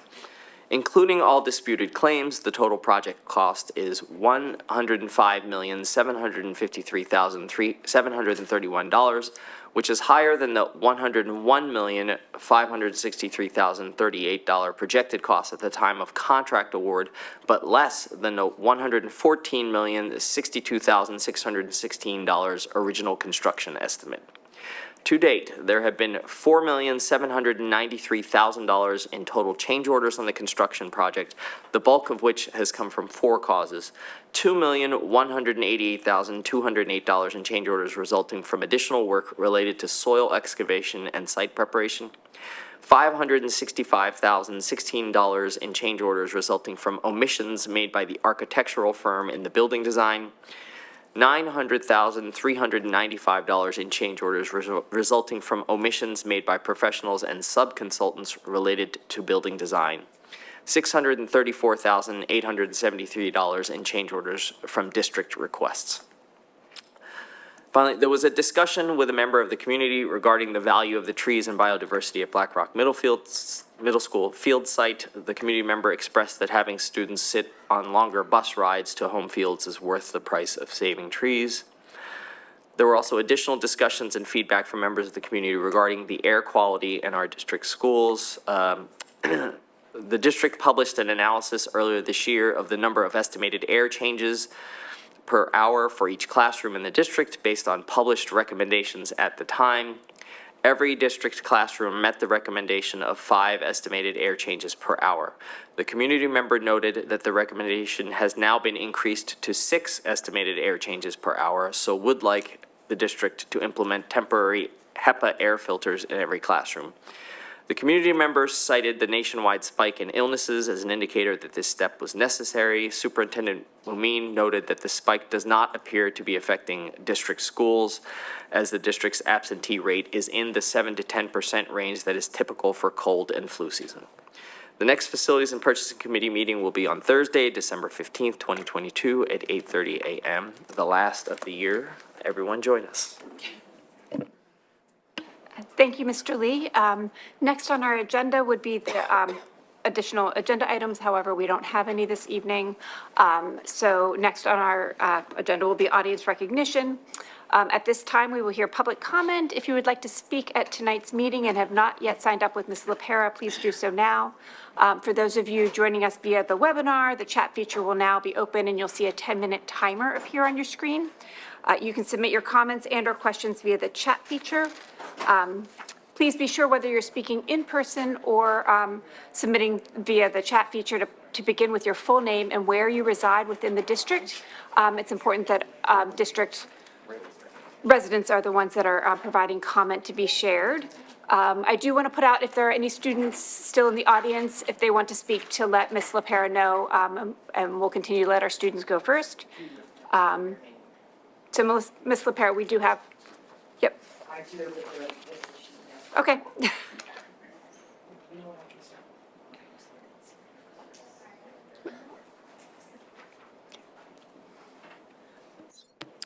Tracy Bolton, please.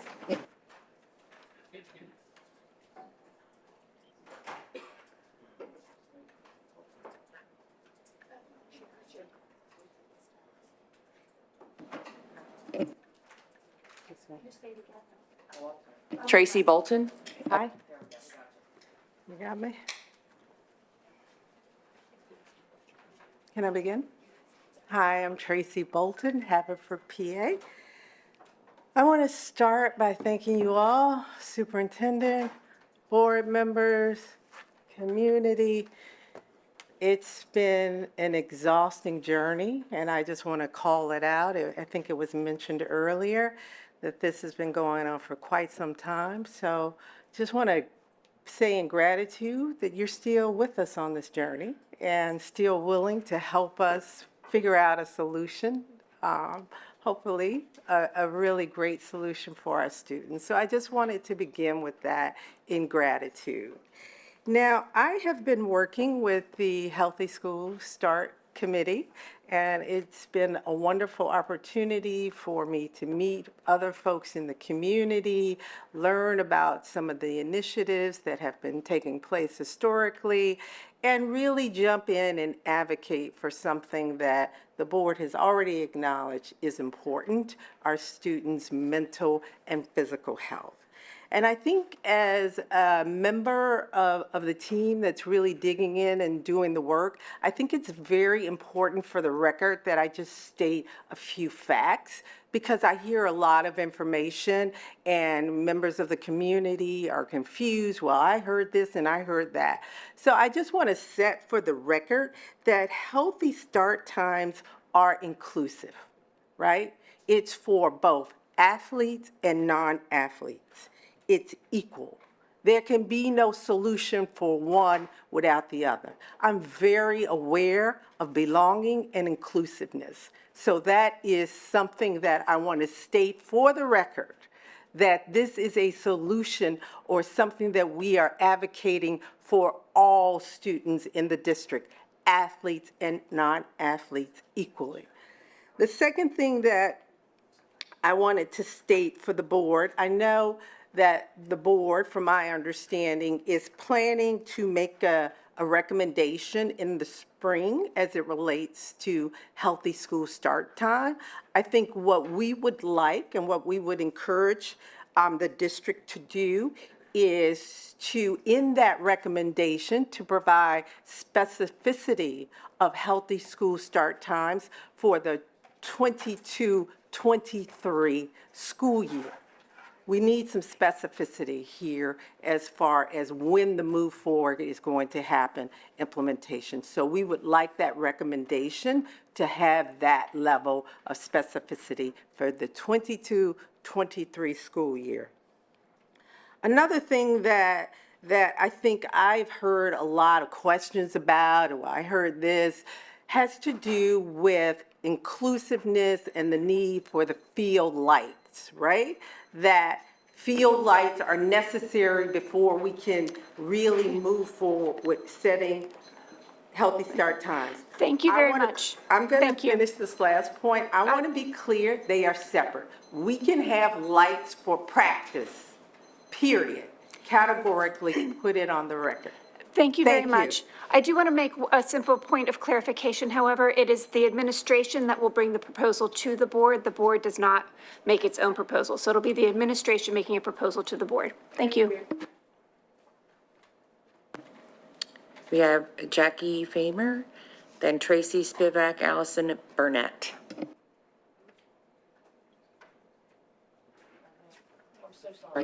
I'm sorry. I went out of order. I missed the students. We have Mike Salmonson, Lisa Prosnitz, then Sarah Thomas. I'm sorry. Please forgive.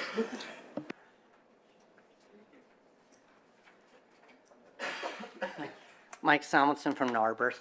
On the one hand, I'm excited by the fact that after 23 years, I believe, if I'm reading the tea leaves, that we're finally at the point of discussing start times not as an if, but as a when. This is going to come too late for my kids. My youngest is graduating this year, but I'm here anyway because it's the right thing to do to advocate for the kids who come after. I hope that when the recommendation comes in the spring, it is a recommendation that the start times be implemented next fall. As a history lover and a lawyer, I always come back to the phrase all deliberate speed, which the Supreme Court used when addressing a very different type of harm 2 generations ago, right? It recognized the harm that segregation caused our students of all colors, but particularly children of color, and they insisted that that harm be addressed with all deliberate speed, putting aside any minor impediments, any major impediments, anything, because solving the harm came first. And when you're considering whatever for the administration, this is really addressed to, I think that has to come first, and I know Ms. Garrison addressed that at 2 board meetings ago quite emphatically and said, why are we here? The students have to come first, their mental health, their physical health. Lights are secondary, and they cannot be primary to the primary need of addressing the mental and physical health of our students. So I want to strongly, I've been part of this fight for 23 years. There's an extra bonus if you do it and you adopt it for next fall. Maybe you'll stop seeing me. After 23 years of complaints of inaction in all sorts of realms, not just in lights of the field. But I will say over those 23 years of all the issues I've addressed, whether it's things related to special needs, during my service on the Committee for Special Ed or on the Committee for the Elementary School Curriculum Committee that, I helped push towards a successful resolution at the time. This is the one that I feel causes the most harm to the most students for the longest period, and it needs to end. And it needs to end today. It should have ended years ago, and I sure as heck hopes that regardless of whatever the administration proposes, that the board decide on their own that it will end for sure in September of 2024. Thank you. Thank you, Mr. Samuelson. Lisa Prosnitz, Sarah Thomas, Ruth Jenkin, and then Jackie Famer.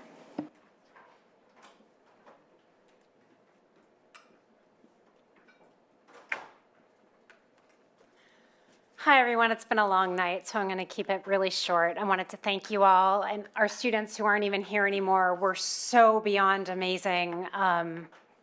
it was great to hear their voice and see them advocating for themselves. So, oh, I'm sorry. Sorry, Denise. Lisa Prosnitz, Penn Valley. Thank you. I'm really excited to know, as Mike said, that this is not as much of a if, but a when.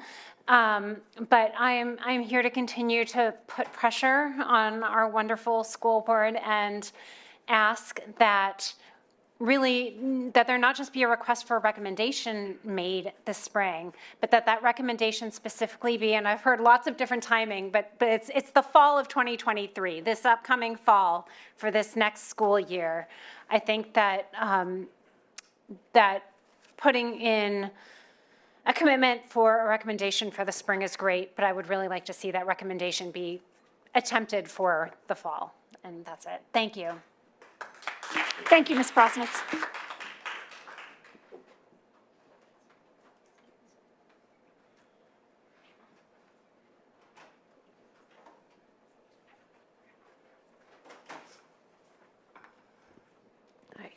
Sarah Thomas, Winwood. I would like to comment on 2 items tonight.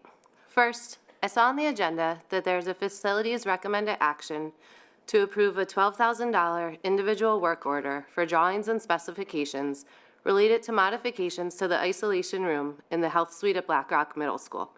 This is not a change order for Black Rock, which there have been many. This is a separate item for drawings, and then the approved design will be bid out for work completion. I'm just wondering what work needs to be done on the health suite of a state-of-the-art, brand-new school, and I'm hoping that a board member can ask some clarifying questions before approving this action. Secondly, I have a few questions about full-day kindergarten. The district's timeline states that in October, work will begin with a demographer to approximate kindergarten enrollment, which we now have information about. Thank you for that presentation tonight. October was also the month that a survey was scheduled to be sent out to preschool parents to gauge interest in full-day kindergarten. As of today, I know that no survey has been sent out, and the next full-day kindergarten committee meeting is not until next week. Will the survey subcommittee have a fully designed survey ready to share with the committee next week, or will the survey continue to be pushed even further behind schedule? December is coming up quickly, and the district timeline has slated December as the time to estimate staffing for budgetary purposes. Is this item still on track to be completed on time? I know that preschools in the area are already starting to think about and plan for next year. I have already received a survey from my child's preschool asking about my intentions for kindergarten next year. I know there is an update to the board scheduled in March, but that seems very late in the year to make a decision for fall of 2023. Is fall of 23 still a possibility for implementing full-day kindergarten, or would fall of 24 be the earliest start date? Parents in local preschools deserve to know. Thank you. Thank you, Ms. Thomas. Ruth Jenkins, Jackie Famer, then Tracy Spivak.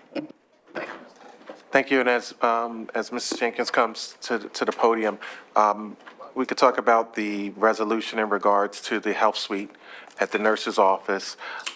It's intended to address the functionality of the isolation suite and privacy concerns throughout the nurse's office. The proposed solution involves adding a door into the main portion of the health suite, relocation of the cot area, and construction of a partial height wall with a door to provide an additional partially enclosed area within the clinic. These are items in regards to functionality that needed to be addressed after occupancy. So that's why the updates in the facilities and operations recommendation. That's the rationale for those. And just for your own veneration, that is something we discussed at the facilities meeting and did discuss with members of the administration. So we don't just send things forward without due consideration.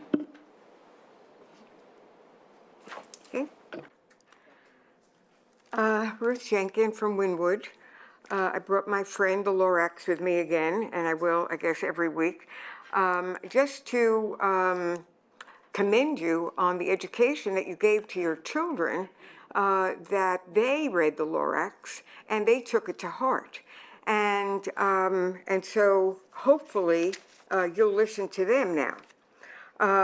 The other thing I wanted to mention was I'm a volunteer at the Ardmore Food Bank. And last week we got notification that Welsh Valley Middle School had raised over $3,000 for the Ardmore Food Bank, which meant that they'll be able to give out gift certificates for Christmas to the families. So I just wanted to say how proud I am of that group. I also feel that there is a conflict of interest within the school board system when a booster mother who has lights on the field as her agenda becomes a member of the school, of the administration, and sends out information that supports that. I think there's definitely a conflict of interest as far as that's concerned with our liaison person. Again, all of the money that's been spent on the middle school, on litigation, on wanting to cut down trees and build all kinds of playing fields, when unnecessary playing fields, leaves very little funding for full-day kindergarten and for the things that really are important. And I think also very importantly is that we separate, as was told tonight, the lights from the start time. It was a ploy. You want start time, well, give us, then we have to have lights. It's not true. And you just use that just to get it where you want it. And it's just not true, and it's not fair, and we don't need the lights. Thank you. Thank you, Ms. Jenkins. Taking those Jackie? Jackie's up next, then Tracy Spivak, and then Allison Burnett. Hi, Jackie Feynman from Bala Cynwyd. I'd like to also comment on healthy start times. As parents, there's a lot that we cannot control. But in this one area, we can have an immediate impact on the well-being of all of the high schoolers in this district. Moving high school start times an hour later will improve their mental health, how well they focus and learn, how fast our athletes recover from injuries and sickness, and how safely they drive. It is a no-brainer. It is also complicated. But the driving factor, I think, is the level of commitment and urgency that the board and the highest levels of administration place on this issue. If the board, Dr. Mumin, and the heads of transportation, athletics, and academic scheduling were all to agree on this urgency and the flexibility and creativity that is necessary to make this change, you would get this done by the fall of 2023.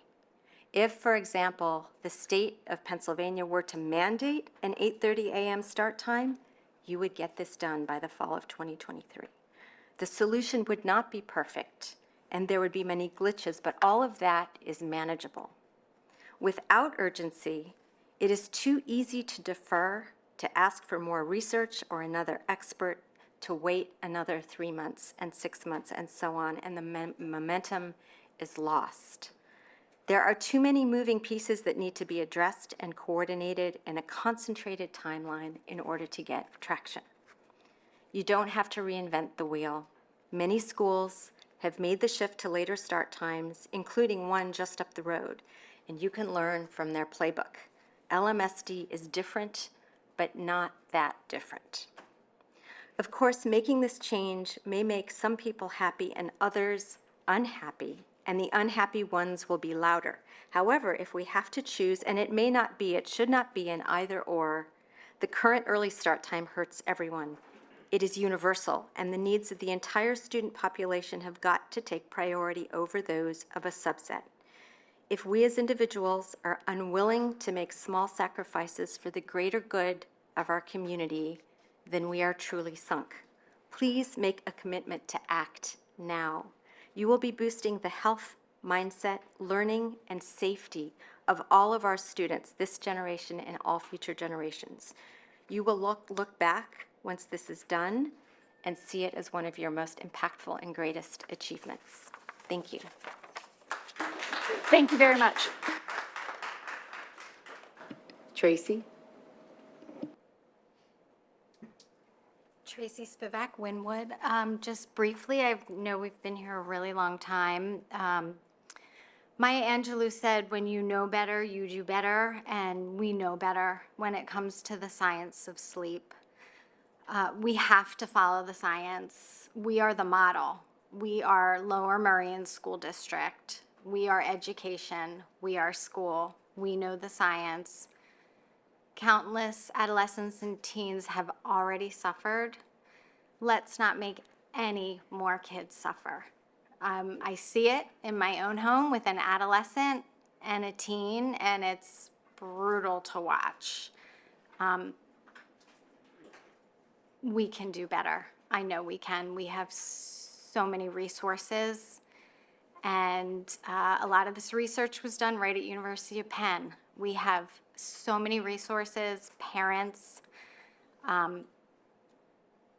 We have to do this for our kids. We can't wait. We can't wait any longer. Thank you. Thank you, Ms. Spivak. Allison Burnett, then Laura Goldenberg, and Nancy, thank you. Hello, Allison Burnett from Marion Station. Thank you, Dr. Mumin, administrators, and the board for all of your work exploring full-day kindergarten. Dr. Mumin has said that implementation in the next school year could be possible, and many parents are holding their breath with hopes that this will be available to their children next year. Full-day kindergarten is essential to building belonging in our elementary schools. Can you imagine if third graders were told that they couldn't be full participants in the school? They couldn't sit in the cafeteria with the other kids. They couldn't do specials. You just can't imagine it in another grade. And being a full participant of the school means being there all day. My son is in kindergarten at Marion Elementary, and he spends nearly all morning doing math and reading groups. He misses out on specials, social emotional learning, play-based learning, all of these aspects that are essential in the early years. Thankfully, he gets this in an afternoon kindergarten enrichment program, but not all families can spare this added expense. We already know that space is tight in at least 2 elementary schools that had mods before 5th grade was moved to middle school. My hope is that you can all think creatively and consider all options for making space available for full-day school for these students, as you have done for all other grades. I also wanted to ask about the survey because I'm a research and data person, so I'm very curious. Do you know at this point the purpose of the survey, the target audience, how you plan to reach the target audience? And when you say that the results will be used to triangulate the data on from the enrollment study, do you mean that the data will also be used to estimate full-day kindergarten enrollment, or will it be used for a different purpose? And how are the data sources working together? Sorry, but I'm just very curious as a research person. And I'm also curious about if you have adjusted the timeline since now the survey is behind schedule. And if the timeline has changed, will you still be able to make the ultimate March deadline that you set for making a full recommendation? Thank you. Thank you. Thank you so much. In regards to the recommendation, yes, we made a commitment to be able to bring a recommendation to the school board by March in regards so parents can prepare. In regards to the survey itself, I'll defer to Dr. McGloin to answer those specific questions. We are still on track to have the survey go out very soon, within the next couple weeks. The target audience, we have a broad audience actually, so the survey as we're looking at it, and it's not totally done, but our audience will be community members, parents, parents of students that don't have students in school, parents of students that do have students in school, parents of students, parents that have students in school and not in school. So like if you think of it, it's got 4 different layers to it just because we have a lot of different audiences. And so our hope is that it'll go out to all of them and ask some of the same questions, but also some different questions depending on the groups that we're looking at. So it's a wide range so that we could hit multiple audiences and get input from all of our stakeholders. Thank you, Dr. McLean. Hi, Laura Goldenberg from Bala Kinwood. I'm here tonight to insist that the school district move to a later start time for high schoolers beginning September 2023. We just voluntarily moved to the state and district this summer primarily because of LMSD's reputation for academic excellence. Our son is now a freshman at LM. I was shocked to learn that high school started at 7:30 a.m. and I was instantly concerned for his well-being. I was even more shocked to learn that the discussion of whether to change start time for high schoolers has been debated for more than 20 years. This is very disturbing and reflects poorly on the district's ability to act quickly in the student's best interest. I won't repeat the definitive science because I've now attended 2 meetings with the superintendent and see that that is not in question, and that's encouraging. What confounds me is how the issue of healthy start times was able to get mixed up with the trivial issue of lights on a football field. It's disingenuous and ridiculous to tie these 2 issues together. I understand that there are some complexities to the situation, but frankly, many school districts around the country have been able to figure it out, so there's no reason why you can't do it as well. The most sensible thing to do is to flip elementary and high school. This is what my hometown of Amherst, Massachusetts has recently done. Bus issues go away, young kids go to school early when they are awake and ready to learn, and high schoolers get that critical extra sleep they need. Radnor, down the road, also managed to implement this quickly. It's encouraging that the new school board and superintendent are ready to move forward, so I am encouraged by that. But the time is now, and it's not time for any ongoing study of the issue. We parents and you educators must commit to taking care of our teens and moving to healthy start times for the next academic year, 2023 to 24. Thanks. Thank you, Ms. Goldenberg. Nancy, and then we have Peggy Greenfield and Rebecca Hirsch. Okay, hi, my name is Nancy Polychronopoulou, don't try it. I'm from Bala Kinwood and I'm a mother of 2 little boys. Let me start by saying that I'm really happy to see progress and added initiatives regarding healthy start times. I will repeat something that has been said many times, that for our high school students, this is a matter of public health. But I will continue by adding that we shouldn't make it a matter of public health for our elementary students. All the material gathered from Lmsb in support of health start times and posted on the websites up until now is focused entirely on the needs of adolescent students with no regard to the potential detriment to the elementary students. I'm asking you to look at the undeniable arguments presented in the past in front of you and look at the needs of all children and look at common sense. I am asking you to be more transparent, post online not only the research that proves the importance of healthy start times for the high school students, but also the research that explains how detrimental an early start time would be for elementary school students. The entire community needs to know and needs to know that you know. And let me explain. An elementary student schedule that goes from approximately 7:45 to 2.5 has been discussed before. And in my mind, there is no doubt that our elementary school students will be suffering. There is abundance of research proving the relationship between parent involvement and children's success in life. There is also abundance of research pointing at the importance of early years in developing and maintaining a healthy academic success. A schedule with an early start time practically deprives our youngest the opportunity to succeed academically, socially, and emotionally. These research papers may not include the words start time at their title, but that doesn't make them any less relevant or any less important. And there is a reason why Radnor characterized this solution with the early elementary school start time, and I quote, "the most disruptive change for families at all levels for all schedules considered." So all I'm asking is to not implement a solution that does not also take into account the health and brain development and social development of our youngest. We should do better and we can do better. Thank you. Thank you very much. Peggy Greenfield, or Feld, and then Rebecca Hirsch. Hi, I'm Peggy Greenfeld from Penn Valley. I usually have things prepared when I talk about things like this, but I wasn't prepared because my daughter, my only child, graduated from Harriton in 2021. No, wait. Yeah, 2021. So what I remember was she and I came to a meeting. We were at Lower Merion High School talking about healthy start times. We were really hopeful she'll get 1 year in where, it's a sane, humane schedule. And then COVID hit, but then the plan was approved. I guess it was probably right before COVID, spring 2020.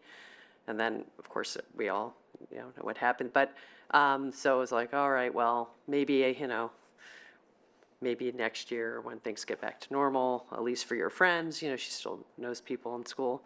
And then she's a sophomore now in college, and I frankly kind of forgot about this. Then I started seeing signs just really a couple weeks ago around, and then I got an email, and I was like, oh, okay. So I was partly upset because it doesn't seem like we've progressed at all. And then on the other hand, I was like, well, maybe it is. So I was on a Zoom call about this issue, about healthy start times. I guess I should say what I was talking about. And somebody on the call was, I don't even remember her name, but I know that she's been in the fight for many, many years, and so long that one of her kids already has his PhD. So I was thinking, wow, that's so great that she is still, involved, even though her kids aren't. But the reality is, maybe our grandchildren are going to still be here. And I really thought about that. I thought, this is just ridiculous. So I'm really hopeful that, just echoing what many have said before me tonight, that we can that the school board and the administration can work together to prioritize implementing healthy later school start times for everybody, but primarily, at least in the beginning, for high school students in time to start for the 2023 to 24 school year. Thank you. Thank you, Ms. Greenfield. Hi, okay, I think I'm last. I'm Rebecca Hirsch, I live in Wynwood. I moved here in 2020 in the midst of a pandemic, under the impression that my son would start school sometime later than 7:30, and was a little disappointed to find out that wasn't so. When I voted subsequently for the school board, I voted for people that seem to understand the science, and it seems like you all do understand the science, and that this is, it's not a question of if this is the right thing to do, but how to do it. So without reiterating what's been said, I think to say that 50% of the student body participates in athletics and that this has an impact on them is disingenuous, to use a very kind word that somebody else used. 50% of the student body does not participate in outdoor sports in the fall. They are not impacted by sunset. And to that end, there are very few sports, in fact, only one, maybe two sports that play into November that would be impacted by the time change. And I think for that brief amount of time that this body can figure out how to make it work. If you can't, the students that were here earlier were amazing, and I bet they could figure it out. This school, their school district's ranked higher than us and behind us by U.S. News and World Report for whatever that's worth, and they've figured it out, so I suspect we can figure it out. And just to address two issues that seem to continually come up, this idea that we should just have our kids go to sleep earlier is insulting. My son, from here, I'm going to pick up my son at work. He can't go to sleep earlier. He works after school until 10:30. And this is about 99% of the conflict in my household is trying to get him up for school and here on time. And it's 100% of his disciplinary issues at school being late every morning because I can't get him up. It has a real impact in my household. It has a real impact on my mental health, on my son's mental health, and on his performance in school. So I beg you to do the right thing and do it quickly without spending more money on consultants or lawsuits or focus groups. Thank you. Thank you, Ms. Hirsch. That does complete the in-person comments. Ms. Brooks, can you please read any public comments that were submitted via the chat feature? Ann Earhart, I too want a future for these students, all young people, and indeed all life on this planet. None of us can fix the huge problems of the world by ourselves, but each of us can and must do our part. You have the power to make a difference in this situation. I implore you to preserve Oakwell and honor the urgent requests of the wonderful young people who spoke tonight. Colleen Campbell, we continue to be committed to making full-day kindergarten a reality for Lmsd students as soon as possible. We need increased transparency about the timelines and process currently underway. What is the soonest enrollment class for full-day kindergarten? Fall 2023, fall 2024, or later? If 2023 is a possibility, when will this be communicated to families? How will families be identified to be surveyed? I do not currently have children enrolled in LMSD, as my only child is a preschool-age child.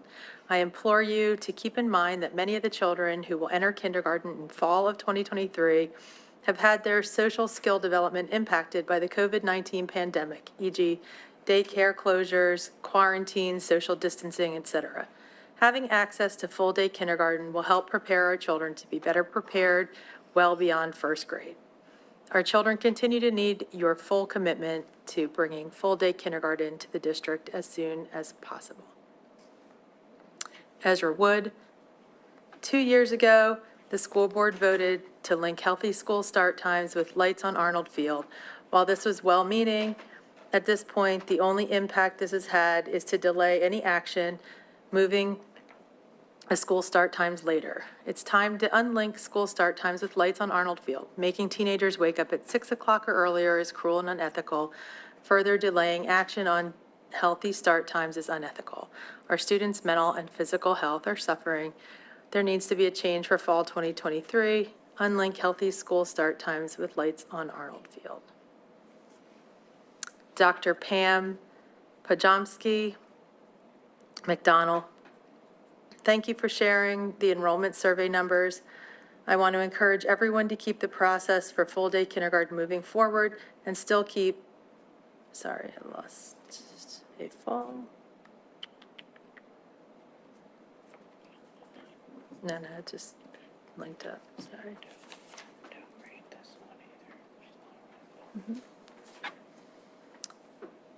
Still keep a fall 2023 start date in mind. It's what's best for our youngest children in the district from an educational and social standpoint. Let's make it happen.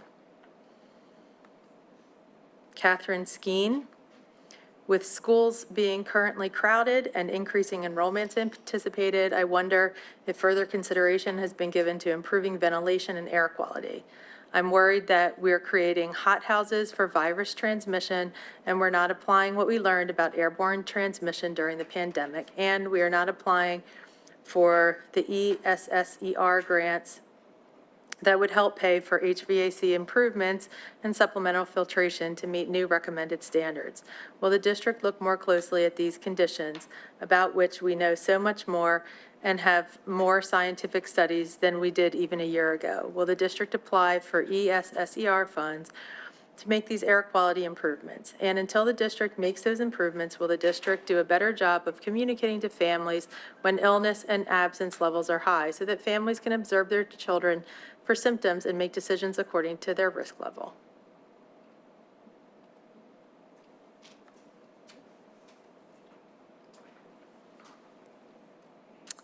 Katie Duboff from Ardmore.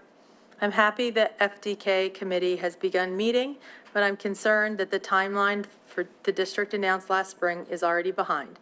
When can we expect the survey to go out, and who will it be sent to? Will the timeline be on track to be able to make recommendations to the board in March as planned? Adrian Seltzer. I would love to join you at the Finance Committee meeting, but getting to the school parking and going through security is not something I can do. I truly feel for the students that have to get up too early. Please do healthier start times. While I know an effort to record the meetings is underway, but in the meantime, public comments over Zoom is something you can do. It was done during COVID. It can be done now. Christina Chang. I'm a parent of a middle school and high school student and co-president of the Welsh Valley HSA. Other than specialized club trips such as TSA and Science Olympiad and the end of our 8th grade school trip, there does not appear to be any school field trips.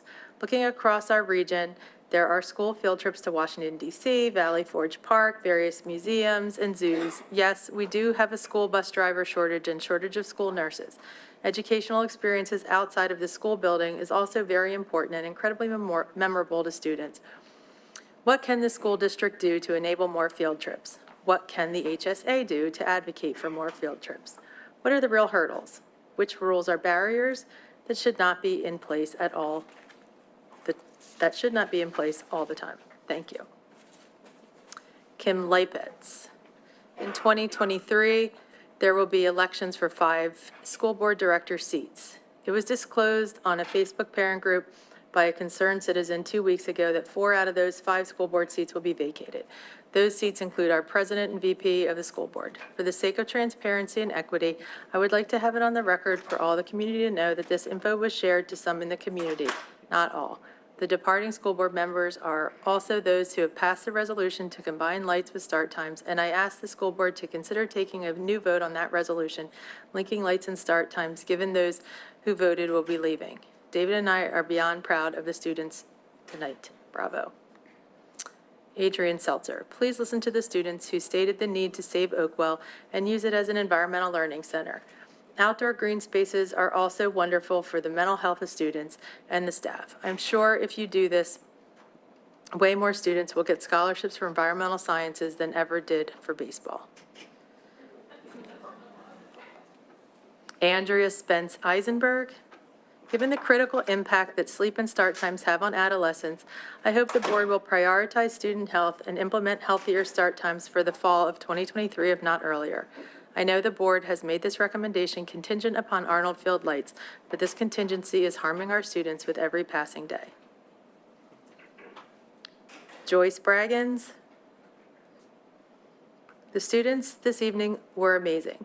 I thank you for sharing your presentation and would like to recommend that you continue to keep the community updated through your community newsletter. I look forward to working with you.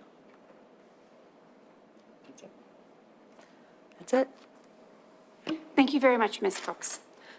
Next on our agenda, moving on to approving tonight's agenda. First, I want to ask if there's anyone that would want to pull something from a consent agenda. I had a couple questions under item 10. Oh, sorry. So item 10A, item 10C, and item 11B, I just want to talk about real quick. Cool. Okay. This was also in the finance update. So restorative practices, it's only being train the trainer. So over the finance update was really helpful to understand that it's over 2 to 3 years. So are all the teachers, who's being trained in that 2 to 3 years? Is it starting right away or is it delayed? So we already have teachers that are being trained. We have some trainers in the district. We only have 3 at this point because people have come and gone. So this allows us to have 20 more people trained. But our goal is to have everybody, not just teachers trained. So in February, we're hoping to have our professional staff at the secondary level fully trained. We have about 170 of them trained at this point in time. All of our administrators are also trained in the district. So we're hoping to get as many of our secondary staff, professional staff trained in February. Then our next step will be to train the elementary staff. And then out from there, it will be all of our support staff as well. So we want everybody in the district trained, not just professional staff members. Great, and that's going to take 2 to 3 years? Each trainer can train, they like to train about 35. They can train up to more like 45. But So if you think about it, we just have a lot of staff members to get through, and that's the reason for it. And the training is a day and a half, and it's supposed to be right around the same exact time, like one day after the other. So we're trying to figure out how to keep it as close as possible. How does that sorry, I can't speak anymore. How does it impact delivery of restorative practices? Yeah, I mean, we are definitely, all of our buildings have sessions themselves, but they haven't had their official training, some people, and so we are definitely rolling it out. We're running circles in our schools. This is just to really formalize that training process for them. At the elementary level, we don't use restorative practices, we use responsive classroom, but we still want our elementary people to marry those two together down the road. And our elementary staff has been trained in that as well, in responsive classroom. Got it. Yeah. Okay. Next one, it might still be you. And you can keep this really brief. The National Society for Black Engineers, are the kids going to the competition? Did they already level up? It was a really cool point in the agenda. Sorry for spending late time doing this, but it just looked really impressive. Could you just give us a little bit more intel on that? Yeah, so they'll all go to the competition. They go to a national competition once a year. They actually qualified beyond that competition. Last year they were in California, and then they qualified for a second round after that. So we're hopeful that the same thing happens this year. And I think, I'm trying to remember where it is. It's like Cleveland or somewhere. I remember the conversation. But anyway, it is a national competition that they go to. And they do some smaller things ahead of it. Great. Awesome. Good. Okay. Last question on the budget, October 2022, that's 11B.